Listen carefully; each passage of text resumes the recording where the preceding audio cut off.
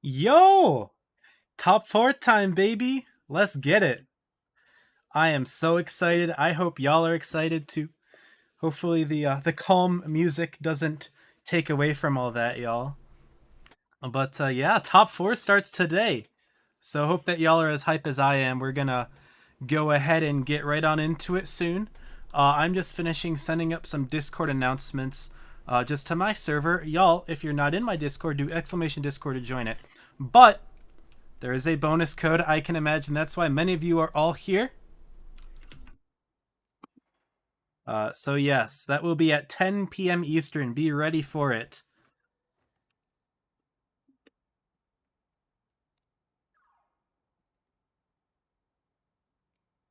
Sorry, I'll just finishing up this.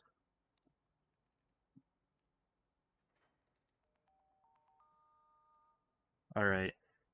We are all set. Stream should be all good. And we can go ahead and jump right into the games. Look at the teams first. Actually, we can just take a look at the tournament. New way to play final. So 8 teams entered on Thursday, last Thursday, so just about a week ago. We had our top 8: Evany, 404, Melon, Hated, Leverage, Premo, Apex, and Ponda. Out of that group, everyone is returning from last season's top 4 somewhat. Joker is rebranded to Melon, so this Melon team right there, that is Joker, if y'all are familiar. But 3 of the 4 teams from last season's top 4 have returned to this season's top 4. Joker, Leverage, and Pramo. Our 4th top 4 team, Apex. Apex has made it. If we can take a look at how the matchups went. Melon taking first over the top 8, the round robin. They were undefeated. They didn't lose a single set. There was one that was very close that we got to watch on stream against Pramo, but Melon prevailed. They are the favorites heading in to this tournament, to the top 4. Pramo in second place. They were close to taking it above Melon, and they beat everybody else. So they had 6 wins, second place. Apex beat everyone except for those 2 teams in third. And then Leverage beat everyone except for those 3 teams in fourth. And then everyone else had lost to someone or other in the bottom 4. Which did not allow them to make it to the top 4. But here we are. This is our top 4. We click on the second stage. Here are our top 4 teams in no particular order. In fact, the order is kind of wrong here. Melon should be the first seed, Pramo the second seed, Apex the third, Leverage the fourth. Welcome everybody. West Scott, Blue Sky, Cuddy Bop, Hyper Spixer, Orc Cravoso. There is a 3-minute delay, just so y'all know. 3-minute delay. That's how it's going for this stream.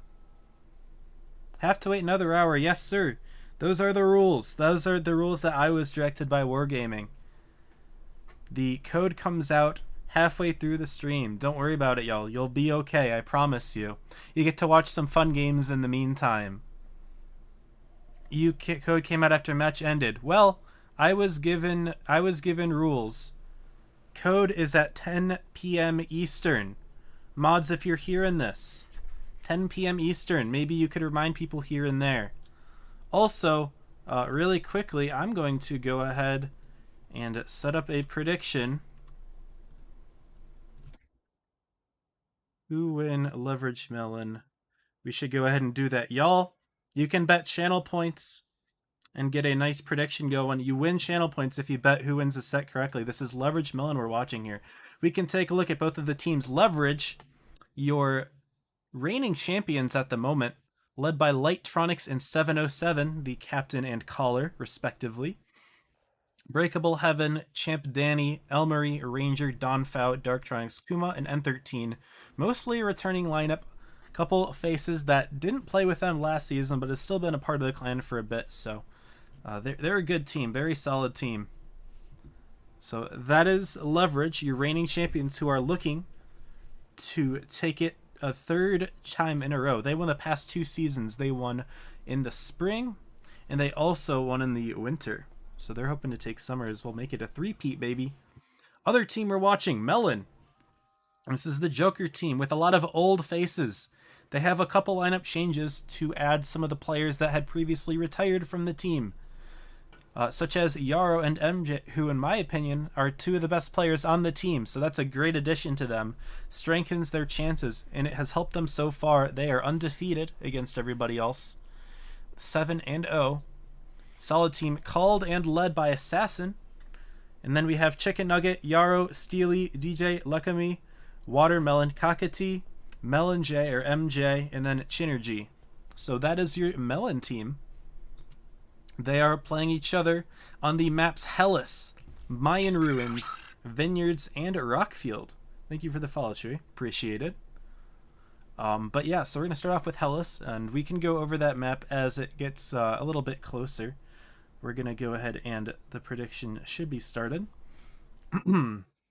But previously, these two had already played against each other. Melon and Leverage, they played each other on Sunday against each other. They played on Fort Despair, Canal, Black Goldville, and Middleburg. Melon started off with a clean 2-0 lead on Fort Despair, winning both games.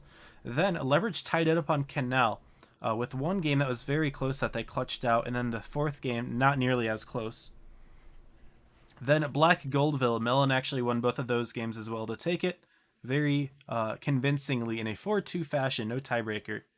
But as we can see previously, Melon did tie against Pramo, so these are the two favorites. Thanks to the follow, Jake. Appreciated. And yeah, so that is going to be our set today. I can go ahead and pull up a bracket here really quickly. Give me a moment to do that. I need to do that on the official website. If we go ahead and pull that on up. Let's see here. Is it the bracket? Yeah, the bracket. Okay. So I will go ahead and share my screen. So right now, this is the bracket that we're looking at here. This is going to be our top 4. What's up, His Royal Bobby War Machine? Good to have everyone in here. AJ here for predictions. Thanks, AJ. Good to have you. All right. I'm not going to be able to keep up with the chat. Holy cow. Yes, 10 p.m. Eastern is the code. Okay. So, Melon versus Leverage is who we are watching today, right now. In about 5 minutes, the games are going to start here. Actually, I need to join the codes. They're join the room soon. Pramo and Apex are playing over on Robert's channel. Robert is streaming in Spanish if you'd rather watch in Spanish. And then we will watch the loser of those two matches play against each other tonight. That'll be the lower bracket semifinals. Tomorrow, Thursday, we will watch the upper bracket finals, which will be the winner of these two games. So the winners that play today, they don't have to play anymore. They're done for today. They play against each other tomorrow, and then we play the loser of this game against the winner of this game. They will play against each other in Stinky. Thank you for the sub, man. 20 months. Hell yeah. So we will watch those two tomorrow, and then grand finals on Friday. So I hope that y'all are excited for it, because I sure am. And again, y'all, code will be out 10 p.m. Eastern. Don't worry. It's actually going to be a little bit later, I think, because there's a 3-minute delay. I'm going to reveal at 10 p.m., and it's going to take 3 minutes to transmit, so it's going to be 10:03 when you get it. And remember, when you get it, be quick. Be quick. Because otherwise, you may not get it. Apparently, they're very quick. They will all be used up very fast. Looks like Blitz Post has said the same thing. They've actually posted both of the links. Let's go. We've been shouted out on Blitz Post. What's up, everybody? All right. We can go ahead. Looks like the room invite is out. I want to briefly look at who is on left and right. Melon's on left. Leverage is on right. Okay, I'm going to exit the room until there's 3 minutes left, just so people aren't seeing each other. But looks like we should have our names and icons already set up correctly, if I believe. Yes, Melon left. Leverage on right. Let's get it. Man, it's going to be very difficult to keep up with all this. But y'all, I appreciate everyone tuning in. 112 people. We've already broken my record for one stream. We haven't even started. Lots of points on Joker, but Leverage could definitely pull it off. They are the reigning champions. All right, 3 minutes until the games start. We are going to go ahead, join in, and swap to our special overlay here, y'all. New way to play finals. Day 1, top 4. Let's go. Melon on the left, Leverage on the right. We'll see who wins it. Map number 1 is Hellas. Hellas is a interesting map. We've already seen it before, and the way that it played was relatively predictable to the way that I had previously described it. So maybe it'll happen today. I'll try to go over what I think is going to happen. So on Hellas in Supremacy, bases A and B are on the heavy side, and they're quite close to each other. They're literally right next to each other. Within shooting distance, if you're sitting in A, you can shoot B. If you're sitting in B, you can shoot A. If you're sitting in the right spots, you know. So an obvious strategy is to potentially try to go for A and B, grab both of them, and just hold it to win. Difficulty with that is you risk cornering yourself in that area, and then the enemy team can go all the way around you. So typically you don't want to bunch yourselves all in there, because it can be very easy to get surrounded and then pounded. So we'll see how that goes. Yeah, holy cow, Chet is going so fast. Oh my goodness. But yeah, so that is a strategy that you can see in Hellas. Sometimes playing for that medium side and just trying to hold your heavy cap to make sure the enemy doesn't take it is also a strategy. And I think that one, you know, you have a little bit better map control when you do that, but obviously not as big of a base advantage as if you were to just take A and B. So we'll see what's going on here. Now let's look onto the tanks that we're going to be seeing today. So Melon has so far been running basically all types all tournament long, usually like 5-6 types and then a light tank to boot. Not very surprised to see this at all. Occasionally they'll drop a couple types for something fancy like TVPs or something like that, but looks like to start off we're just going to be seeing 6 types in Steely, who has been playing out of his mind this entire tournament, rocking the Sheridan. He's an amazing player. He's doing a great job for Melon right now. Looking at Leverage, we're going to be seeing a much more mobile lineup. Well, somewhat, because the type is a very mobile tank. Don't let me get that all twisted. But 2 T100 LTs for Leverage. They're still believers in the T100, which is something that is very surprising to me. Not a lot of people are believers in the T100 anymore. They're going to be running 2 Kronvons, which is also an interesting pick in the new meta, but a lot of people have been playing it. Pramo in particular has been pioneering many Krons. Melon has done it in the past, and Leverage has been doing it recently as well. And also Leverage a fan of the IS-7 and the concept. The IS-7 is something that I still haven't fully understood yet. Don't really know why they like to run the IS-7, and I haven't seen it work terribly effectively other than one Canal game where they got lucky and the other team missed a ton of shots. But we'll see what happens, y'all. This is top 4, very first game of the weekend. Well, it's not really the weekend, it's during the week. Wednesday, Thursday, Friday. Let's get it, y'all. 3, 2, 1, let's go. Oh, I forgot to reset the score. Oopsie. There we go. Score should be reset. There we go. Perfect. Nice. All right. Let's get it, y'all. Game number 1. I'm going to mute the alerts just so those don't get too distracting. But here we are, game number 1. Leverage Melon. Right away, looks like Melon trying to go more towards the middle of the map here with those types. And T100 LT Ranger going a little bit for a spotting position out on his side of the map. And Steely is going to go right for the base. Same with Elmery, but Elmery kind of sitting back a little bit, and Steely will take the cap base advantage for Leverage.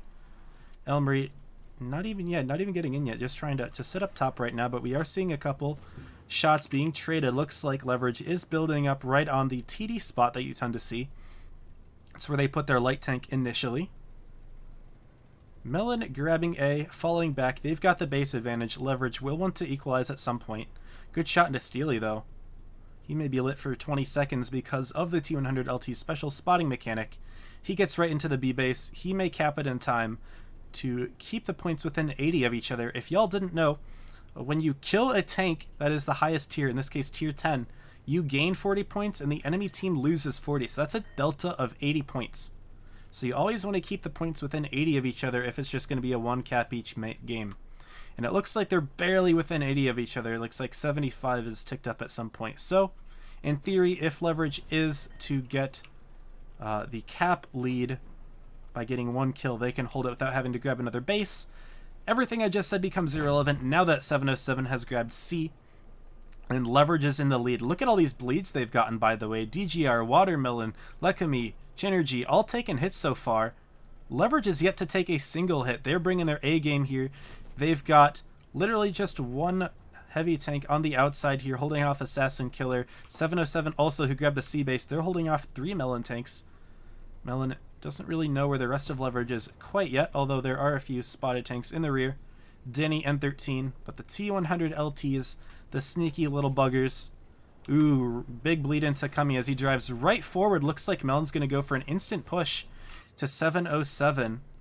And Kuma's going to drive forward, getting bleeds into Assassin, but look at 707. He's taken a ton of hits.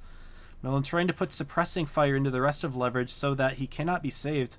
But look at all these shots going into Lekami. He gets picked off quickly, though. Sheridan doing it. They're going to grab C. In the meantime, looks like Elmarie from Leverage grabbing the base himself. Now Kuma is all the way alone on the C side. However, Leverage has grabbed A and B, and Chinergy is being bled out in the middle here. Leverage having a superior position right now. And Kuma backing off actually from Assassin. I like that far back spot that he's taken. He can't actually get crossfired, and now Melon is just being shot by all of Leverage's tanks in the rear here. Lightronix in the back, Danny in the back, N13 in the back, and Kuma's just holding on as well as he can. This is actually Lightronix now who's taking hits. Gonna do his best to put one more into Watermelon. Watermelon actually missing the kill shot here. Big miss there. He's gonna get picked off very soon here. Lightronix able to survive just a bit longer, putting in another shot. That went into Chinergy. Watermelon falls, DJ falls, Lightronix still alive, finally gets picked. And look at Kuma, who's still holding on here very nicely, as the rest of Leverage picks off Melon's tanks. Y'all who voted Melon with all of those points so early on, look at this hit point difference, look at this cap difference. 1,000 points for Leverage as they take game one quite convincingly here. Melon pushing right through into an area that wasn't very safe for them. Wow. Game number one for Leverage. Superior positioning. They didn't have to rush to take their own base. They grabbed C. Melon had the disadvantage. They pushed into it, and Leverage with their Kronvons and their concept able to dig down, not take too much damage in return, and several bounced shots / missed shots from Melon prevented them from getting the kills that they needed. We'll go right back to our overlay as is now. 1-0, Leverage leading. This is a best of 7, so first to 4 wins will take it here.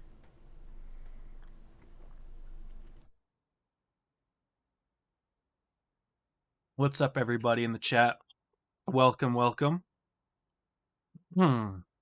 Forgot to vote. Uh-oh. Everyone was voting for Melon. We saw so many more points for Melon, and Leverage looking very strong game one. Looks like Melon is going to change up things a little bit. They're dropping a singular type to add a 2 and 5B. They're actually adding a concept as well. No light tank here for Melon now. Maybe they don't feel like they need to make any sort of fancy plays with the light tank cap in the bases. It didn't seem to be effective for their strategy there. Even though they did get the initial cap lead, didn't do a whole lot for them. So now just having those heavies and being able to brawl it out should make things a little bit better for Melon's strategy and the way that they play. Leverage dropping one of their T100 LTs, adding a type into the mix, keeping everything else the same from what I can tell. So we will still have a light tank in the game, and that may be an advantage for Leverage, but it may be a disadvantage if it comes to an all-out brawl. T100 LT doesn't always have anywhere to go when he runs away, so we'll see how it goes. Thank you, mods, for taking care of the chat. I do appreciate you. Looks like stream getting a couple drops here. A couple frame drops. Hope that it's not too bad. Maybe it's just everyone in the chat going crazy. But wow. Game number 2, Melon Leverage. Let's get this show on the road. All right. Looks like Melon going to be doing something a little similar, taking a couple tanks to the middle, but this time seem to be focusing more on either the C side or going for some sort of spawn trap. Leverage going heavily towards A. They're actually going to drive their first heavy tank right on through, grab a little bit of real estate, and in the meantime, grab the B base with defense. Chinergy going to find several Leverage tanks here. He may take a bleed. Now actually putting a shot in. Very nicely done from Chinergy right there. Lots of Melon tanks over on the C side of the base. Or C side of the map, rather. They're going to turn around right away, not even going to bother with grabbing the base. Yeah, look at Chicken Nugget, Watermelon, Assassin Killer, all turning around. Leverage is very much holed in here. They've got plenty of tanks in, but the IS-7 not quite holding as effectively as maybe he wants to. against a concept there. Oh, bounce shot there. So maybe the IS-7, you know, it could be a hit or a miss here, but overall, bleeds are in favor of Melon, only slightly, and I'm not sure if that's because of the hit point differential having the light tank. But now look, all of Melon tanks are in the area, and look at Leverage. They're kind of being distracted a little bit by Watermelon and Assassin Killer. Ooh, look at Ranger going around for some flanks here. And DJR actually going to start a push, a Melon, right into the middle of Leverage's tank, so using a little bit of a distraction there, noting the fact that Ranger is all the way far from the rest of the team, and now 5 Melon tanks are driving right on in. But lots of low individual tanks for Melon. They're able to hit point share very nicely here. And it's going to be very difficult for me to camera work my way into this. But Elmery is already a one-shot from this. Kuma doing his best to share hit points here. Looks like Melon has grabbed the base in the meantime. And I like what Kuma's doing. Kuma actually blocking out Chicken Nugget so that he got picked off as well. And Elmery surviving. Looks like Melon going for a counter push. They're going to go for Lightronics. But Ranger getting a kill first. Lightronics will be able to put in another shot. I'm getting blocked by the map here. Assassin Killer missing the kill shot. Come on, Assassin. What are you doing over there? Melmery finally goes down. So does 707. But Kami's going to be picked off as well. We're in a 5-on-4 scenario. Leverage up on the hit points. Make that a 4-on-4 leverage still up. And Ranger actually putting in a little bit of work, getting the kill on Assassin Killer. Now it's Chinergy who's quite low. He's safe for the meantime. It's actually DJ that's got 2 tanks on him, putting 1 shot into Kuma. Very nicely hit. But N13 waiting for both of his shells to load. No, he's going to wait for his last one because the Kron Von's last shell is the one that reloads the fastest. So very nicely played there from N13. Kuma better hit his shot. Kuma bounces a second one. Doesn't matter though. Leverage getting a quick kill on Steely. Down goes DJR, and now it's just Chicken Nugget, sorry, Chinergy, 2 similar usernames here, against 3 tanks. Ranger is a one-shot, and I don't think Ranger wants to peek this. I don't know why he would. Thankfully didn't get shot for it. But N13 driving right on in. I like how Chinergy's driving backwards, of course. He wants to keep all of these tanks on the same side of him. But it's not going to do a whole lot against 3 tanks here. Chinergy, who's fired a shot. Kuma picking up the kill. That's a 2-0 lead for Leverage. Who saw this coming? Who saw it coming? Nobody. Who saw it coming? All right. Going crazy so far. This is a great, great set for Leverage at least. Nobody saw this coming because everyone's thinking Melon's the favorites. They went undefeated so far. But these games have been a little close. This one is a little closer, but Leverage still had their advantage the entire time. And Melon pushing in. They did a decent job at focus firing, but again, we saw some missed kill shots there. And so a little bit of an execution issue for Melon here as we move to our next map, Mayan Ruins, which is a pretty heavy dominated map. And we're going to be seeing 6 types again from Melon against Leverage here. Leverage actually going to be keeping their T100. Ranger has been doing a pretty solid job in it this set so far. And they are going to be keeping 2 Krons and their IS-7, but dropping their concept for an IS-7. Or not for an IS-7, for a type. So 3 types now. And Melon's still running 6 of them. Types, have they been working for Melon? Don't know what's going on there. But, yeah, Mayan Ruins, very heavy map. What I think may happen is, with that IS-7, they could try putting it on the B base. That's a base that you want to get in very quickly if you want to grab it. It can be a little bit difficult to get into, but once you get into it, it's even harder to get out of the B base. So maybe having the speed of the IS-7 could be useful for that. We'll have to see what both teams decide to do. But Melon's got to equalize here. Of course, this is only the winner's side, so since we do have a double elimination tournament, they're not in big danger yet, but it would be a big shocker for Melon to drop in the very first set. So they're going to be fighting as hard as they can here. And here we go. Game number 3. Melon versus Leverage. Best of 7. And this is top 4, day number 1 of the New Way to Play finals. What's the reward for the code? You will see. You will see. But we will go ahead and Check out Mayan Ruins. This is a difficult map for me to do cam work on because I can't fly any higher than this. This is as high as I can go, and these buildings may get in the way, but we'll have to see what happens. Melon going to be going straight for the area between B and C, a common pub spot. Leverage doing the same thing, and we're just going to have a little bit of a shootout right here. Ranger sneaking in forward, getting a couple spots going. Not that that was really needed. Everyone kind of knew where each other were. And a few shots being put into Elmer getting bled out in the IS-7, maybe not the most effective. We did see that tank getting bled out a couple times here. Melon putting a few more tanks forward towards the area between B and C, and Ranger in the T100 LT may actually meet Watermelon over there if he isn't careful. There we go. Ranger knows that there is a tank in the C base, and actually Ranger does get spotted here. He's going to take a shot for it. Missed HE opportunity here, but Melon going further forward here. Lots of types in the area, and Leverage has too many tanks further in the A-B side to do much here. Of course, they do have one from Melon, but that's an Object 140. He can run away. Melon's just going to be pushing the hard front here with 4 types. Watermelon, MJ, Kakati, and I think that's Lekami. Genergy right behind, Assassin flanking in, getting the kill here. And Melon just kind of brought everyone on into this side, and Leverage did not have enough tanks to support, bringing in 2 heavies all the way around, and they may pick up Assassin Killer, but is that very valuable considering they just lost 2 heavy tanks, and now these types are going to be right on them. N13 actually getting picked off before he could get the kill on Assassin Killer. This is an openly aggressive push here from Melon. This is what we've been seeing them do most of this season, playing extremely aggressively. And this one's going to pay off. Elmery going to be the next focus fire target. Kami, we're not going to talk about that shot that you just missed there, but it's okay. They're not in danger of losing this game. They've got nearly triple the amount of hit points that Leverage has left. Overly aggressive push, and they're not even really going to lose 1 tank unless Assassin messes up the hit point sharing here, but he's got the kill in theory. No, actually Kami does go down, so Leverage finally gets a kill of their own, but that's going to be all that they get most likely.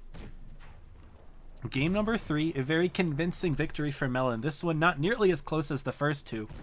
They're realizing that aggression is their way to play here. And so very fast game there for Melon. Leverage, who normally plays a little bit of finesse, as they kind of did the past 2 games where they just kind of outlasted their opponent. Melon with their uninhibited aggression taking that one, and they put themselves on the scoreboard. So we are going to see a relatively competitive set here. It also guarantees that we're going to see at least a 5th game, which means we're going to move on to our 3rd map. Alright, game number 4 upcoming here. We're going to swap the spawns on Mayan Ruins here. Are we going to see 7? Oh my goodness. We're going to see 7 Type 71s from Melon. I think this is the first time all tournament that we've seen the 7 of a single tank. The other day when we were watching Top 8, there was a team that ran 7 different tanks, and I had mentioned I don't think we've ever seen 7 of the same tank, and that was a very interesting one. It didn't go very well for that team that ran 7 different tanks, but Melon, I mean, all they do is play hyper aggro with the Type 71s, so I mean, you might as well just play all 7 of them, because a 140 can't play as hyper aggro. It's good for picking up kills, but does it align with the strategy as well as another type would? We'll have to see what Melon does here. Leverage keeping with their finesse. They're moving to another Kronvon here, so looks like they want a little bit of clip damage, maybe some burst to stop the Melon push in their tracks. You know, if you get to put out 3,600 damage with those 3 clips very quickly, that's enough to pick off a tank, and that will stop any push dead in its tracks.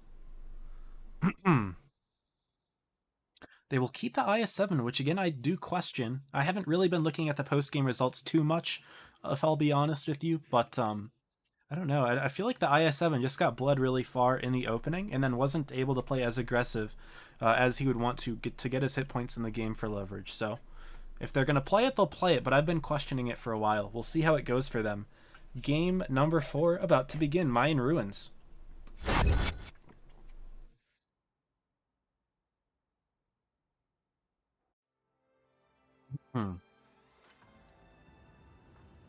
AJ, thank you again for holding the chat down, and welcome all you new people.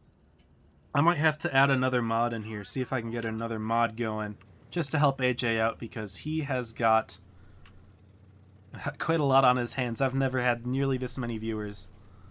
So again, I appreciate everyone being in here. 257 of you, that's actually insane. Game number 4.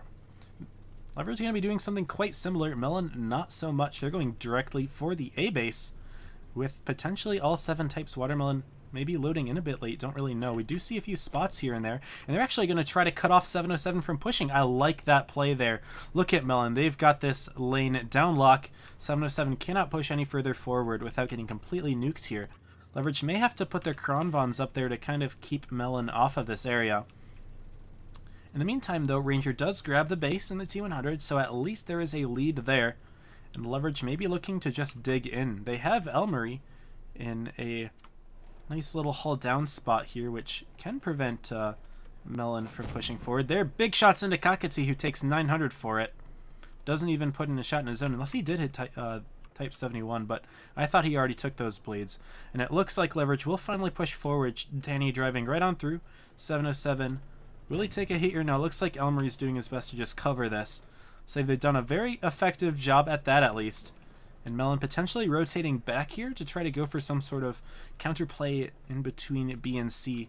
I don't know exactly what's going to go on there. We can watch Steely. He starts to turn around, trying to get a little bit of vision for the team instead of getting spotted himself.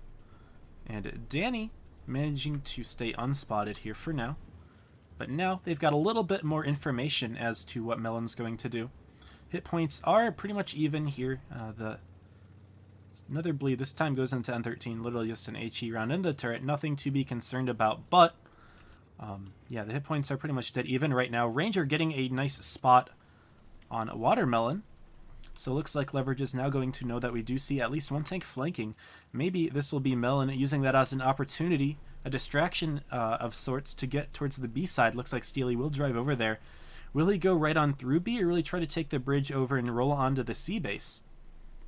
Looks like we see lots of motion from Leverage's side. They're going to make a counter push here onto Assassin Killer. And that's 2 tanks from Melon. Completely gone. Assassin doing his best to run. There's Donfowl hitting a nice shot. But we've got counterplay here. Melon's got tanks ready for him. And Donfowl driving right behind the rock. I do like that play. He's not able to get shot by MJ or Chinergy, who now have to focus on 707 instead. And look at Assassin Killer taking lots of hits. 707 does go down first, though. We finally do see the kill, but now the Kronvons are basically out of shells. N13 waiting to shoot his last shot. No, he is actually going to fire it in. But now that the Krons have fired their clip, it's going to be the types that are putting in the consistent shots.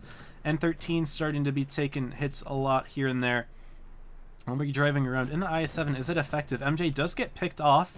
N13 follows, and now Donfowl is quite low. So is Kakati. Ranger putting one shot in. He might want to start running here. Nah, he's just going to farm against Chinergy here and hope that the rest of Melon can't put shots into him. No, Ranger's actually been quite effective so far at hiding himself. We do see a 4-on-4 hit points slightly in favor of Melon, but not a whole lot. But we are going to see Ranger get focused out here. If Lightronics could get this kill into Chinergy, that would be huge. Is he going to shoot the shot? Shoot the shot, Lightronics. He bounces it. That means we might see Ranger fall. No, he gets the bounce. He puts his gun right into Lakami's gun and actually makes the shot bounce. Ranger's still alive for the time being. He needs to get the kill. No, he doesn't. We do see a pickup on Steely over here, though. It's a 3-on-3. Hit points are nearly even. But look at the capture points. 900 damage here. 900 capture points for Melon briefly. As Lightronics does pick up the kill. Look at Elmery, though. Elmery, put the shot in. You got to put it in somewhere. Just put it in Watermelon at this point. Honestly, just fire a shot. He goes down. It's a 2-on-2. 960 capture points. Melon just needs to hold on. Danny's about to fall. They get one kill and they win on the caps. It doesn't matter that Lightronics is sitting in the A base. Watermelon picks up the kill. And we see an equalizer here from Melon. 2-2. Very close set here, but some very bad plays at the end there from Leverage. Missing those shots at the end, getting those kills and allowing Ranger to fall so easily there. I shouldn't say easily because it did take a while for him to die because Melon missed a few shots too, but they just needed time, you know? They just wanted to win on the capture points, and that's exactly what they did. Very nice game there from Melon, holding on just by the skin of their teeth. We move on to our next map, which is Vineyards, an asymmetrical map. This will be a fun one to watch. 3 capture points, and we are finally seeing a T100. 2 T100s from Melon. They're pulling a play out of Leverage's book. Leverage not ready in any of their tanks right now. We may see them do something entirely different here. Asymmetrical maps are fun in my opinion because you get to see 2 different plays depending on, where you are spawned in. Which spawn you have kind of determines how you play. Right now, Melon with the south spawn, which is closer to the B base. By the way, I appreciate all the follows that have been flooding in here. I have not been able to keep track of nearly any of them at all, but I do appreciate everyone who's been following. Welcome to the stream. I do these tournament streams as much as I can. Unfortunately, was not able to do last season, but I have done the ones before. And I hope that y'all stick around because I appreciate all of you.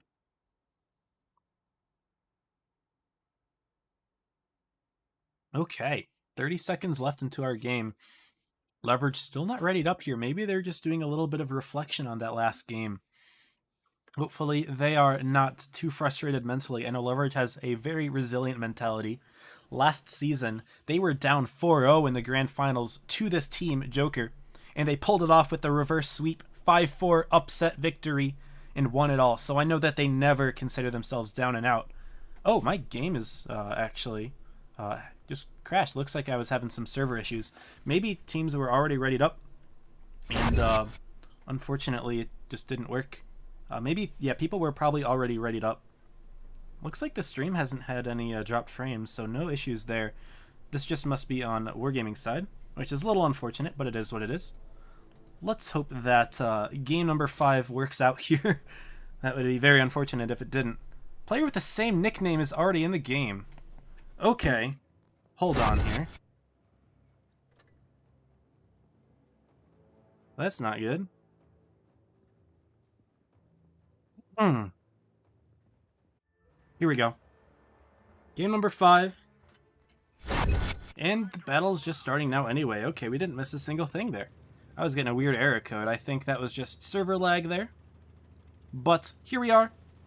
Melon Joker game number 5. No real issues with the stream, thankfully. And Leverage going with a split strategy here. Both of the light tanks going quickly into the bases. Double LTs into A. Oh, they're actually going to get quickly shot at by Assassin and Steely, potentially. But it's going to be Melon that gets the quick cap lead. It's the double cap versus the double cap. Of course, the double cap wins, but also the double cap loses, so haha. We do see a little bit of a contest here in the town area. Latetronics has spotted Cummy. Does he know Chinergy and Watermelon are there? We do not know. At least Leverage does not know. Of course, we know from the skies. Leverage does have the base advantage. Sorry, no. Melon has the base advantage, so they're going to try to stack up more on the C side. Ooh, looks like Steely kind of going for a little bit of bait play, driving right into the base, driving right on out. In the meantime, other side of the map, Ranger not getting any spots right here. Driving into a rock. Very nicely done, Ranger. You are a gamer, truly. But he's actually not going to spot Assassin Killer there. And he's going to get right into the base here. Oop, there's MJ. MJ spots Ranger. So a little bit of tension there. Meanwhile, Steely in his own T100 LT. Surprised we're seeing 2 T100 LTs for Melon. It's just so weird to see. Ooh, nice blind shot, Elmarie. Oh, no, he wasn't blind shot. Maybe he was actually just lit. Nicely done either way. So now the capture points are in big favor of Melon. It's only going to tick up more and more and more. Leverage will have to make a play soon, and right now they're not very ready to do so. Looks like they are starting to rotate back into their spawn. 707 kind of isolated from the rest of his team, but that's completely fine. He's in a Kronvon. These tanks can survive for a decent amount when they're hulled down. However, with MJ being so close to him, Assassin Killer being ready to pick up that kill as well, and Kakati, who's quite fast, could be able to get in there. Ooh, I like how he's sitting right on the B base there. Okay. I see you, 707. Not getting reset. He's taking a little HE shot there, that's all. They see Kakati kind of hide in there. I like his spot right behind the bridge. Makes him difficult to push, I suppose. Do have some vision here. Looks like Watermelon, who's taken a fancy little spot here, was able to light up all of Leverage, who's trying to push through. So now Leverage is going to have to make some sort of play. Melon hits 800 capture points, and maybe they're rotating all the way over to the B area. Fortunately for Melon, though, they are able to do the same exact thing. what are we going to see here from Leverage? Looks like 707 is going to sit on the base, and they're going to go for Steely right away. Steely taking a couple big hits. I wouldn't be surprised if Ranger yellowed right on in, but look at 707. He's going to take some big hits too. He briefly sat on the base. Wasn't nearly enough though. Look, he's only down to a couple shots already. All of Melon is here. Ranger and Elmery both going in on Assassin Killer in his T100 LT. He's the second one. Melon driving right on through the B base, and I'm sorry for the cameras going crazy here. Caps at 960 points. Leverage getting a kill now, 930, but 707 going to fall here. 980 now. And no one from Leverage is stopping the B base from going. You do see a stop on the C, and a very quick pickup on Assassin Killer over on the right-hand side, but 960 points. Lightronix getting the kill. The losing Elmery, he's going to have to sit on this base. He cannot get off anymore. And if N13 falls, we are going to see 1,000 points for Melon, so he's going to have to hold on here. Ranger doing his best to help out Chinergy. Grabbing the B base there, and now Leverage has all three. They just need N13 to hold on. He misses his shot, though. Look, Cummy's going to be able to get the kill. Watermelon falling over in the C side, though. And now Melon getting back onto the B base. If Ranger falls, that's going to be it. 960 points. Quick kill on Chinergy and 1,000 points for Leverage. They take game number 5. What a close set there. 960 points. Melon was sitting on it for such a long time. That is enough to win on one more kill. But no, Leverage getting the kills when it mattered, picking up Watermelon in the C base off screen. Barely just in time, enough to keep Ranger alive and win the game. What a game here, y'all. This is the first set of top 4, and we're already seeing games like this. What a play from Leverage there. An all-out push into the B side. A couple tanks left on C just to hold it down, stop the base because they were desperate for those cap points. They waited just long enough. Wow. I wish y'all could see my face watching that game. That was insane. I want to leave it off, of course, for distraction purposes, but that was excellent. Very nice. Wow. Arthur says 34 is the best streamer among all streamers that stream this. Dude, thank you, Arthur. That means a lot to me, man. I'm doing my best. I appreciate you. Thank you for the follow, Arthur. Much love, much love. We heart Arthur. All right, 1 minute until game number 6 here. Leverage is poised to take it over Melon if they have this win this time. Leverage is the team with the south spawn. They're going to be at the B base, and 2 light tanks again for them. Double cron, triple type. Melon going back to their Sheridan and 6 types. They're not going to worry about that double cap of the A base. It's not necessary. I wonder if Leverage is going to try to just double cap the base and win off of that, or if they are going to potentially go for an aggressive reset of the A, because if you go crazy hard enough, you can actually reset the A base, which is an interesting play that teams make occasionally. I think we last saw Ponda do it in the last chance tournament. I don't think we watched any of it in top 8. At least I didn't see it, but they were great sets, and it's a fun play to watch. All right, we're going to go right on in. Game number 6. Leverage needs to win this one to move on. We've got a little bit bug with the tank selection because of the crash. That always happens, but that's totally fine. There we go. Game 6. Best of 7. Remember that. Steely going right for the A base, presumably. No, I think he realizes... I actually like this. They realize that they can't beat Leverage in theory to the base if they went for double caps, which Leverage isn't actually doing. But if that is something that Leverage was doing, Melon recognizing that they wouldn't win to the cap, so instead trying to have the heavies take it instead. But Leverage not putting anyone there. They've got 707 kind of isolated, but they're just giving Melon the cap advantage here in the double caps from the types. Actually going for the C base instead. So we will see the advantage go to Melon, even though in theory they could have double grabbed the B base. But I think all of these types here were maybe to prevent the light tank in B from leaving. That's entirely possible. 707 has bled a little bit here, but not a whole lot. Yeah, Melon's going to be taking a more aggressive play in the B base.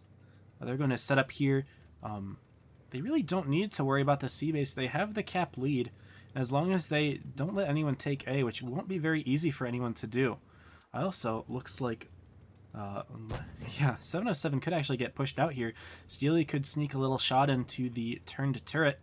Ooh, Kami getting spotted by Lightronic, so now Leverage knows that 707 is potentially surrounded here. Will he stay or back out? He does have N13 supporting. And of course, tanks in the area over here, but is this enough? Leverage is going to have to make another push here. And of course, they are pretty good with their pushes. I wouldn't say they are the most mechanically, like, brawling-based team. They go for those finesse strats, of course. But 707's already bled almost half of his hit points here. He's going to be an easy weakness for Millen to pick on. Look at Elmery, actually, all the way back into the enemy spawn. Steely going to rotate around and potentially put in a big shot there. Elmery definitely seems like he's overextending here. Is he going to light Steely? No, Steely's going to light him. Steely's not paying attention. Elmery getting a shot in.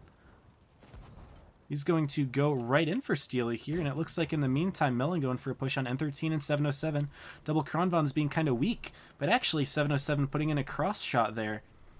An Assassin Killer overextends. He's quite low himself. Steely may be able to win that 1v1 there. 707 going to be the next target for Millen, potentially. They've got Kakati, and no, they're going to turn around and try to make a play on A. They've got plenty of tanks over there. MJ, Steely, Elmery and Steely both die here. It's a 2-on-1 briefly. Kakati's going to get in there. 707 bouncing his shot on Watermelon, but Lightronic's actually falling. I didn't see where that was. Lakami getting that kill over in this area. And Melon is way up on the hit points here, about 4,000 difference nearly. Pick up the kill on Watermelon, so the tanks are even for a brief moment, but it's not even close otherwise.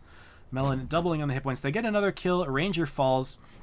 Kakati, despite being in a little 1-on-2 here, able to pick up the kill. He's going to be able to outbrawl Kuma, and now it is just Danny who's left in a 1-on-2 on this side of the map. So that is going to be game number 6 for Melon, most likely, unless something crazy happens, which, let's be real, I don't see it happening. There's only so much crazy stuff that can happen here. Fallen, thank you for the sub, man. Appreciated. Down goes Danny, and Kuma will follow shortly afterwards. He can take a couple more shots before he perishes. Kakati bouncing one, making his death long and slow. Evil plays here. Fallen, thank you for the sub, man. Whew. Alright, we're going to see game number 7. Leverage and Melon.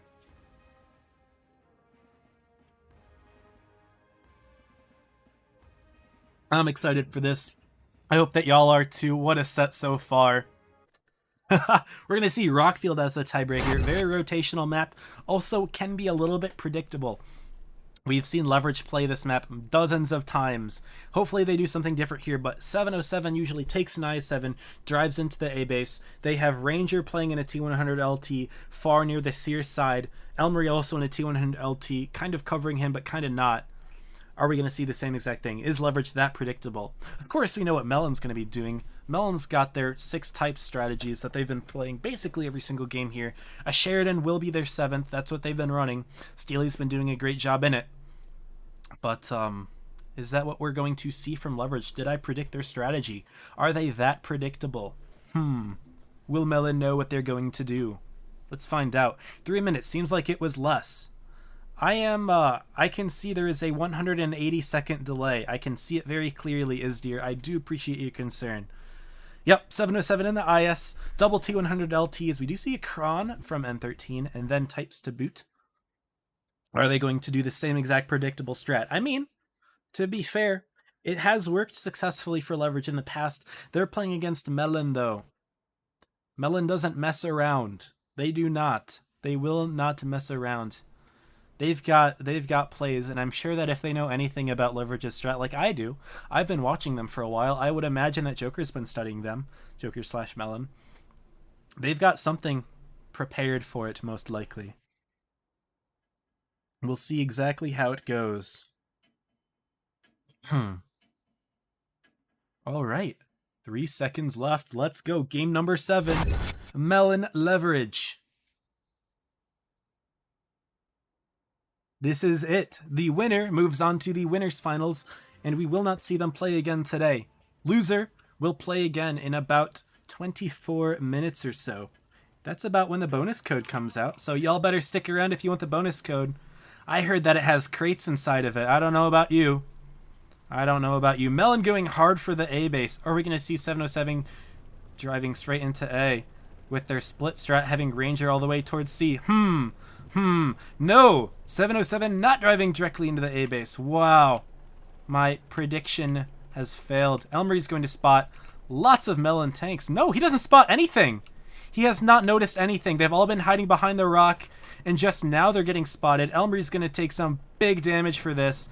Boom, 2 big shots into Elmery. He's already on 1,000 hit points. And Melon has completely overtaken the A side. They don't need to worry about a reset. There's nothing of that coming for them. We do see a little bit of a different play here from Leverage, and honestly, it was better for them. I think Melon was going for the hard counter. Maybe that lineup was used to bait Melon into going hard into A. Maybe Leverage is big braining it. They baited me too. They got me. They are going to step into the C base finally. Elmery's going to be the one doing that. They should be able to keep the capture points within 80 here. Some bleeds going into Lekami. And yes, capture points are within 80, so if things remain as they are, and they probably won't, then we will see the kills be within 1 of each other. Or the caps being decided by being 1 kill with each other. That's what I meant. Sorry, English. Now, of course, the B base is takeable here, and I wonder if either team is going to try to go for it. Lekami definitely could. Kuma's taking a very aggressive position here in his type. Melon's going to drive all the way around here and try to put some shots in, but Shinergy taken 2. Could have taken more. Actually, Watermelon taking 1. So we are seeing some good bleeds from Leverage, who now have the hit point advantage here. Their only tank that's really taken a lot of damage is their light tank, and they just can keep him back and they'll be fine. Steely did get spots on Elmery and Ranger briefly, but he's going to run away. He knows that both of the LTs are over here, so Melon does have the tank advantage if they were to play this 6-on-5 all brawl style. Kami driving right on in. He's full hit points nearly. Is Melon going to make the play? Look at Kami driving right on in. Melon looks like they could be making the play, but MJ actually taking some bleeds here. Are we seeing the T100 LTs putting in that bleed work? Yes, MJ going all the way around. Assassin Killer getting bled out from the rear here. Look at these T100 LTs putting in the bleed work. It's not going to matter here, though. Melon getting right on in. Kami driving straight into Leverage's tanks. MJ trying to be a little bit of a distraction here, but look at Melon. They're getting bled out. They're about 3,000 hit points down. They may be able to focus out 707. But right now, it's not quite there yet. They're finally hit a couple shots, but Watermelon's quite low himself. N13 and Triple Champ Danny able to bleed him out from the outside. Gets picked up, traded for 707 here. Hit points are still in favor of Leverage, but it could be brought back. Neither of the T100 LTs are quite in here, yo. They're both running around, trying to get picks on Steely, who may actually be able to take Elmery here. Good decision from Elmery to run away. Shinergy going to join that fight. Getting the kill on Ranger, actually, so Ranger does fall. However, we do see Kami fall as well. N13 quite low, but Kuma should be able to pick off Assassin Killer with a decent roll here. Is he going to get it? No, Assassin Killer being able to drop because of the track shot. And so we are going to see Leverage have the advantage up on this side of the map. Will Kakati be able to do anything effective here? Takes 1 shot. Lightronics putting in another. N13 putting in 1 more. Assassin going to back him up as best he can, but gets shot in the rear from Elmery, actually, who's all the way on the other side of the map. Shinergy trying to drive up through the base, but we do see the hit point advantage in big favor of Leverage right now. Kakati and Assassin both falling behind me over here on this side. Lightronics, he got a ram kill. I didn't even get to see that at all. Shinergy getting picked off for N13. Yeah, both of these tanks died instantly over here. Not able to get that on camera, but now it's just a 4-on-2. And Leverage may be your champions here for this first set. Melon dropping it. The first set they've lost all tournament long. Steely may be able to sneak the kill on Kuma with a well-placed shot. He doesn't get it. He falls. Leverage winning game number 7. They take it with the upset. It's hard to call it an upset because Leverage are your reigning champions, but they get those dubs, man. Getting a nice kill. They just hold that well, and Melon had to push right into them. It was a failed push, those T100 LTs putting in great bleeding work from the side, and they just dug right in. Melon tried to go for a push. They bled out too hard. That's all it is. What a fall from grace for Melon there. They've got to be a little bittersweet about that. Of course, I shouldn't call it a fall from grace because that was an excellent set. Either of those teams, they both looked very good tonight. They had some very convincing wins, both sides. Some unfortunate losses, but we're going to be seeing Leverage that gets to move on to the winner's side. I don't know if y'all expected that one. I am going to go ahead and check out the bracket. We can see who won on the other side of things. Oh, I'm excited. Oh, I'm excited. We've got Apex with the win on Pramo. So it's Leverage Apex for your upper bracket finals. One of those two is going to Grands. The other one guaranteed at least third place. So it's going to be Pramo and Melon, the two favorites, the top two seeds that are going to be fighting to stay in it today. Our next set is Pramo Melon. They were previously equal when we saw them last. Pramo had the upper hand through Game 7. Wow, this is an awesome top four. I really want to watch that stream. Y'all, if you want to watch if you want to watch Pramo Apex, Robert is streaming it in Spanish right now. So if you go to the official server, there's a link to him. It's also in the news. Y'all, I'm in the news. I'm in the official Blitz news for the first time. This is something crazy to me. I've never had this happen to me before. I'm a relatively small streamer, but check this out. We go into the mail. We click right here. New way to play final streams. And will it load? I'm right here. Isn't that crazy? I've never been in the news before. That's so cool. And here's Robert also, who is streaming in Spanish. So if you want to watch Pramo Apex, go his way. There you go, y'all. Oof. All right. Okay. What a set. That was an excellent set. I hope that y'all are excited for this. Code in about 17 minutes here, y'all. I'm sending it at 10 Eastern. It's going to take 3 minutes before it gets to you because there's a 3-minute delay. Just so y'all know. But yes, you will get the code. You'll get the code. Don't worry. Holy cow. All right, we're going to get right into some games here. We're going to play. We're going to play some games.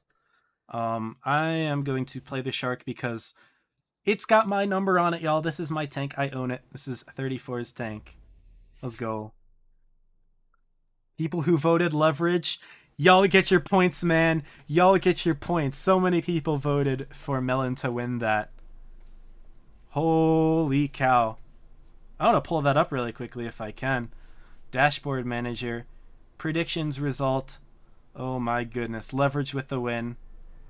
Wow. Ranger upset? Yes, sir, dude. Congratulations, Ranger. Good stuff.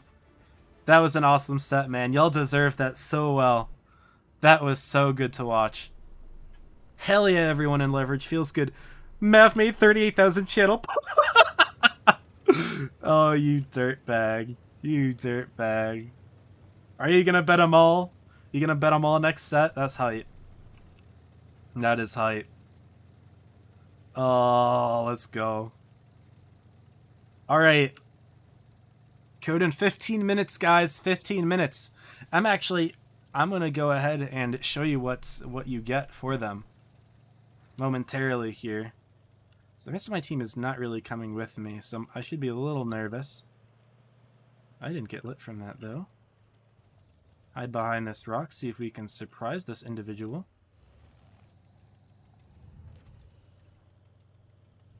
I don't know if I'm going to be able to play this very effectively with such my big distraction of having 300 viewers. We hit 300. That's insane. My record before this was barely over 100, and that was because I got raided. So this is crazy for me.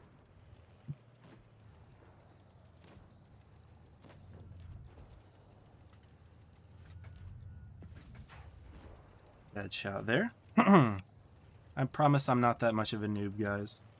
I've played comp before. We're already losing tanks, though. So we want to start putting in work here.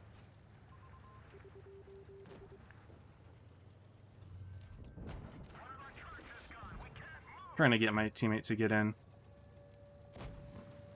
And he missed. I mean, then again, I missed too. Oh, shit. I'm screwed here. Shot goes right on through him.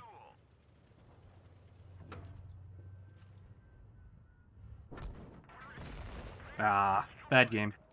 Y'all, I fell to pressure, y'all. I fell to pressure. There's too many of you in here.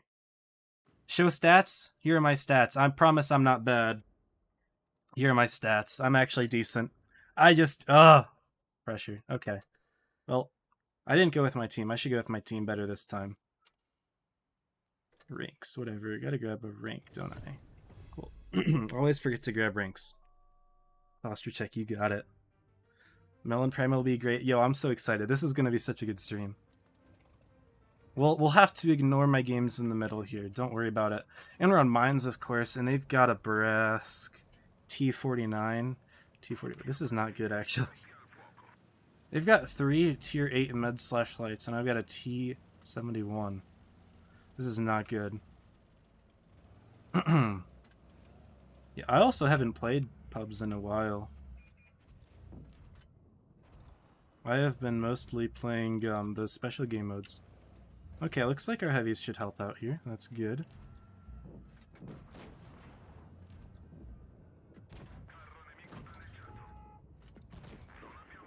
Unfortunate bounce.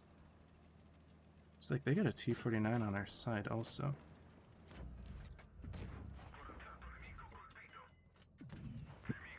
Their Brask took the hill. Okay. He's staring at us, so I'm just gonna reload. Still waiting to see RVG arrival. Yeah, they're not gonna be in top 4 for a while. Yeah, our team just kind of falling here, unfortunately. I can't hold here for terribly long either, to be honest. I need to fall back somehow. Not sit here because their heavies can roll on me. And our Annihilator's getting rolled. I may help him out, actually. Our heavy's not doing the best.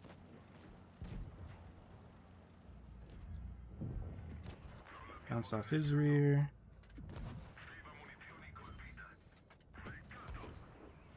Yeah, this is not going too well for us here. What does the code give you? We'll find out here.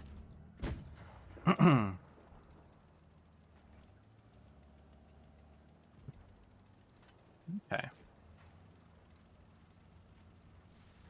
I'm gonna pick off that T49. He needs to die. Okay, took a hit for it. That's okay. Now I hold here, to be honest. Where'd that go?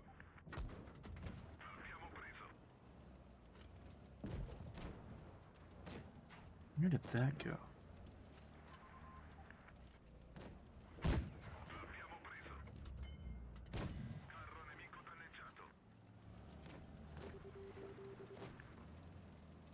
Okay.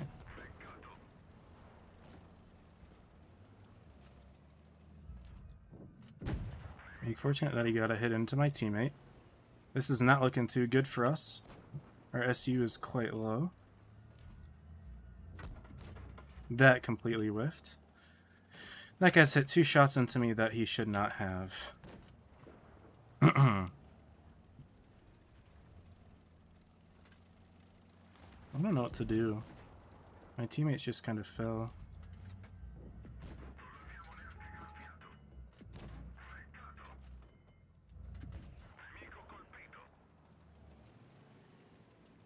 Tiger might drop on me here. Yeah, my teammates are very low. Well, Chisi's not. But Tiger can easily drop on me. Oh shoot, what am I doing?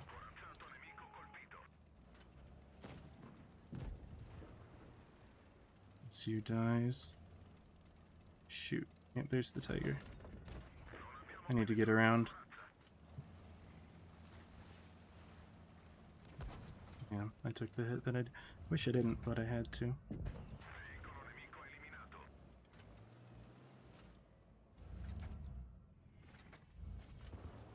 Nice.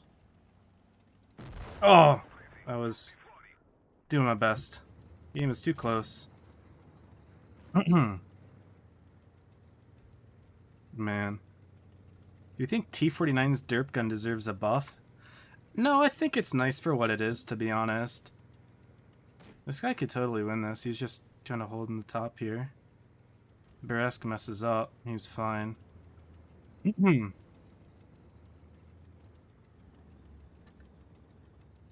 Oof. GC's just gonna back it up. You gotta be careful doing that, because the Samo could shoot him in the rear. Man, I can't believe I missed the Beresk twice. I'm gonna go ahead and exit here. Y'all, 8 minutes until the code. 8 minutes until the code. We are going to... I'll play the LT. T-54 lightweight, actually. This is my only really high rank tank.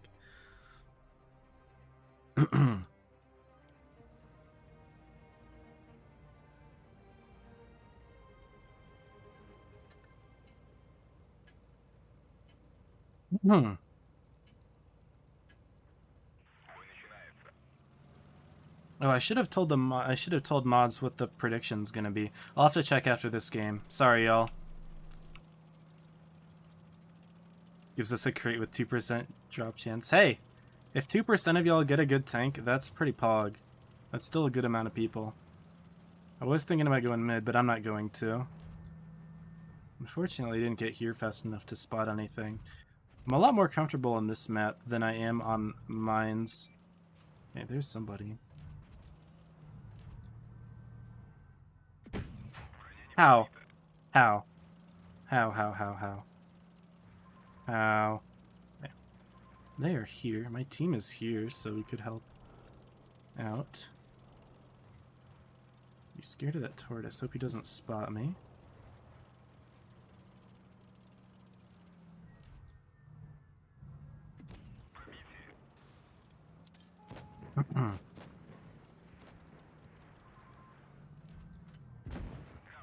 Good kill.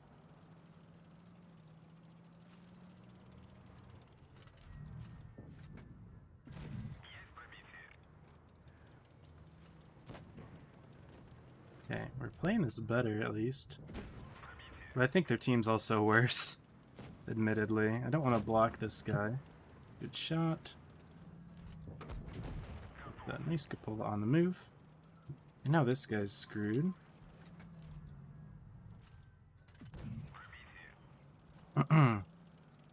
Yeah, they had an AFK. That's unfortunate. Takes one of these things to get... Oh, they have 2 AFKs. This guy's not AFK. Wait, he's not.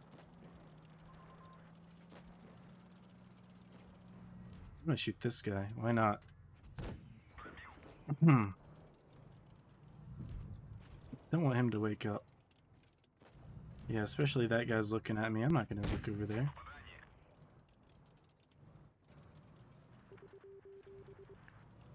Team seems to be all waiting. Ugh, no damage from the HE. I deserve this. He's gonna get that kill. This guy's been staring at me. That's fine. There we go. I think Melon's gonna win, but you can afford to lose points. Fair. Thank you, mods, for doing the prediction. Thank you. No 3. Alright, y'all. 5 minutes until the code. Okay? Y'all need to be ready for it, because it might go fast. It's going to go fast. I'm going to play one more game. We'll run the LT again. Did we win this this last one, by the way? No, we lost on mines. Dang it. I thought I played as best as I could there. I did 3K. I'm happy with it. One more game, y'all. The code will be out. 10:03. Yeah, 10:03. It's going to be a 3-minute delay. I need to pull up Discord. Why is my Discord... What the hell? My Discord is bugging. That's okay. There we go. My Discord is bugging out there. When is code? Don't worry. Don't worry. You'll get the code. Do not stress. Just noticed 34 had a lot of views. What's up, James? How's it going, brother? Everyone's voting Melon here. Looks like I'm getting pushed around by a Ferdy. Where's their team at?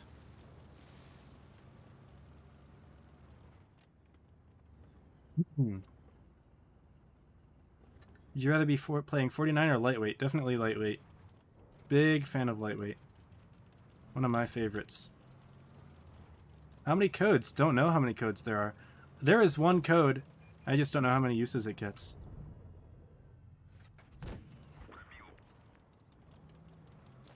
Oh, I got lit from that.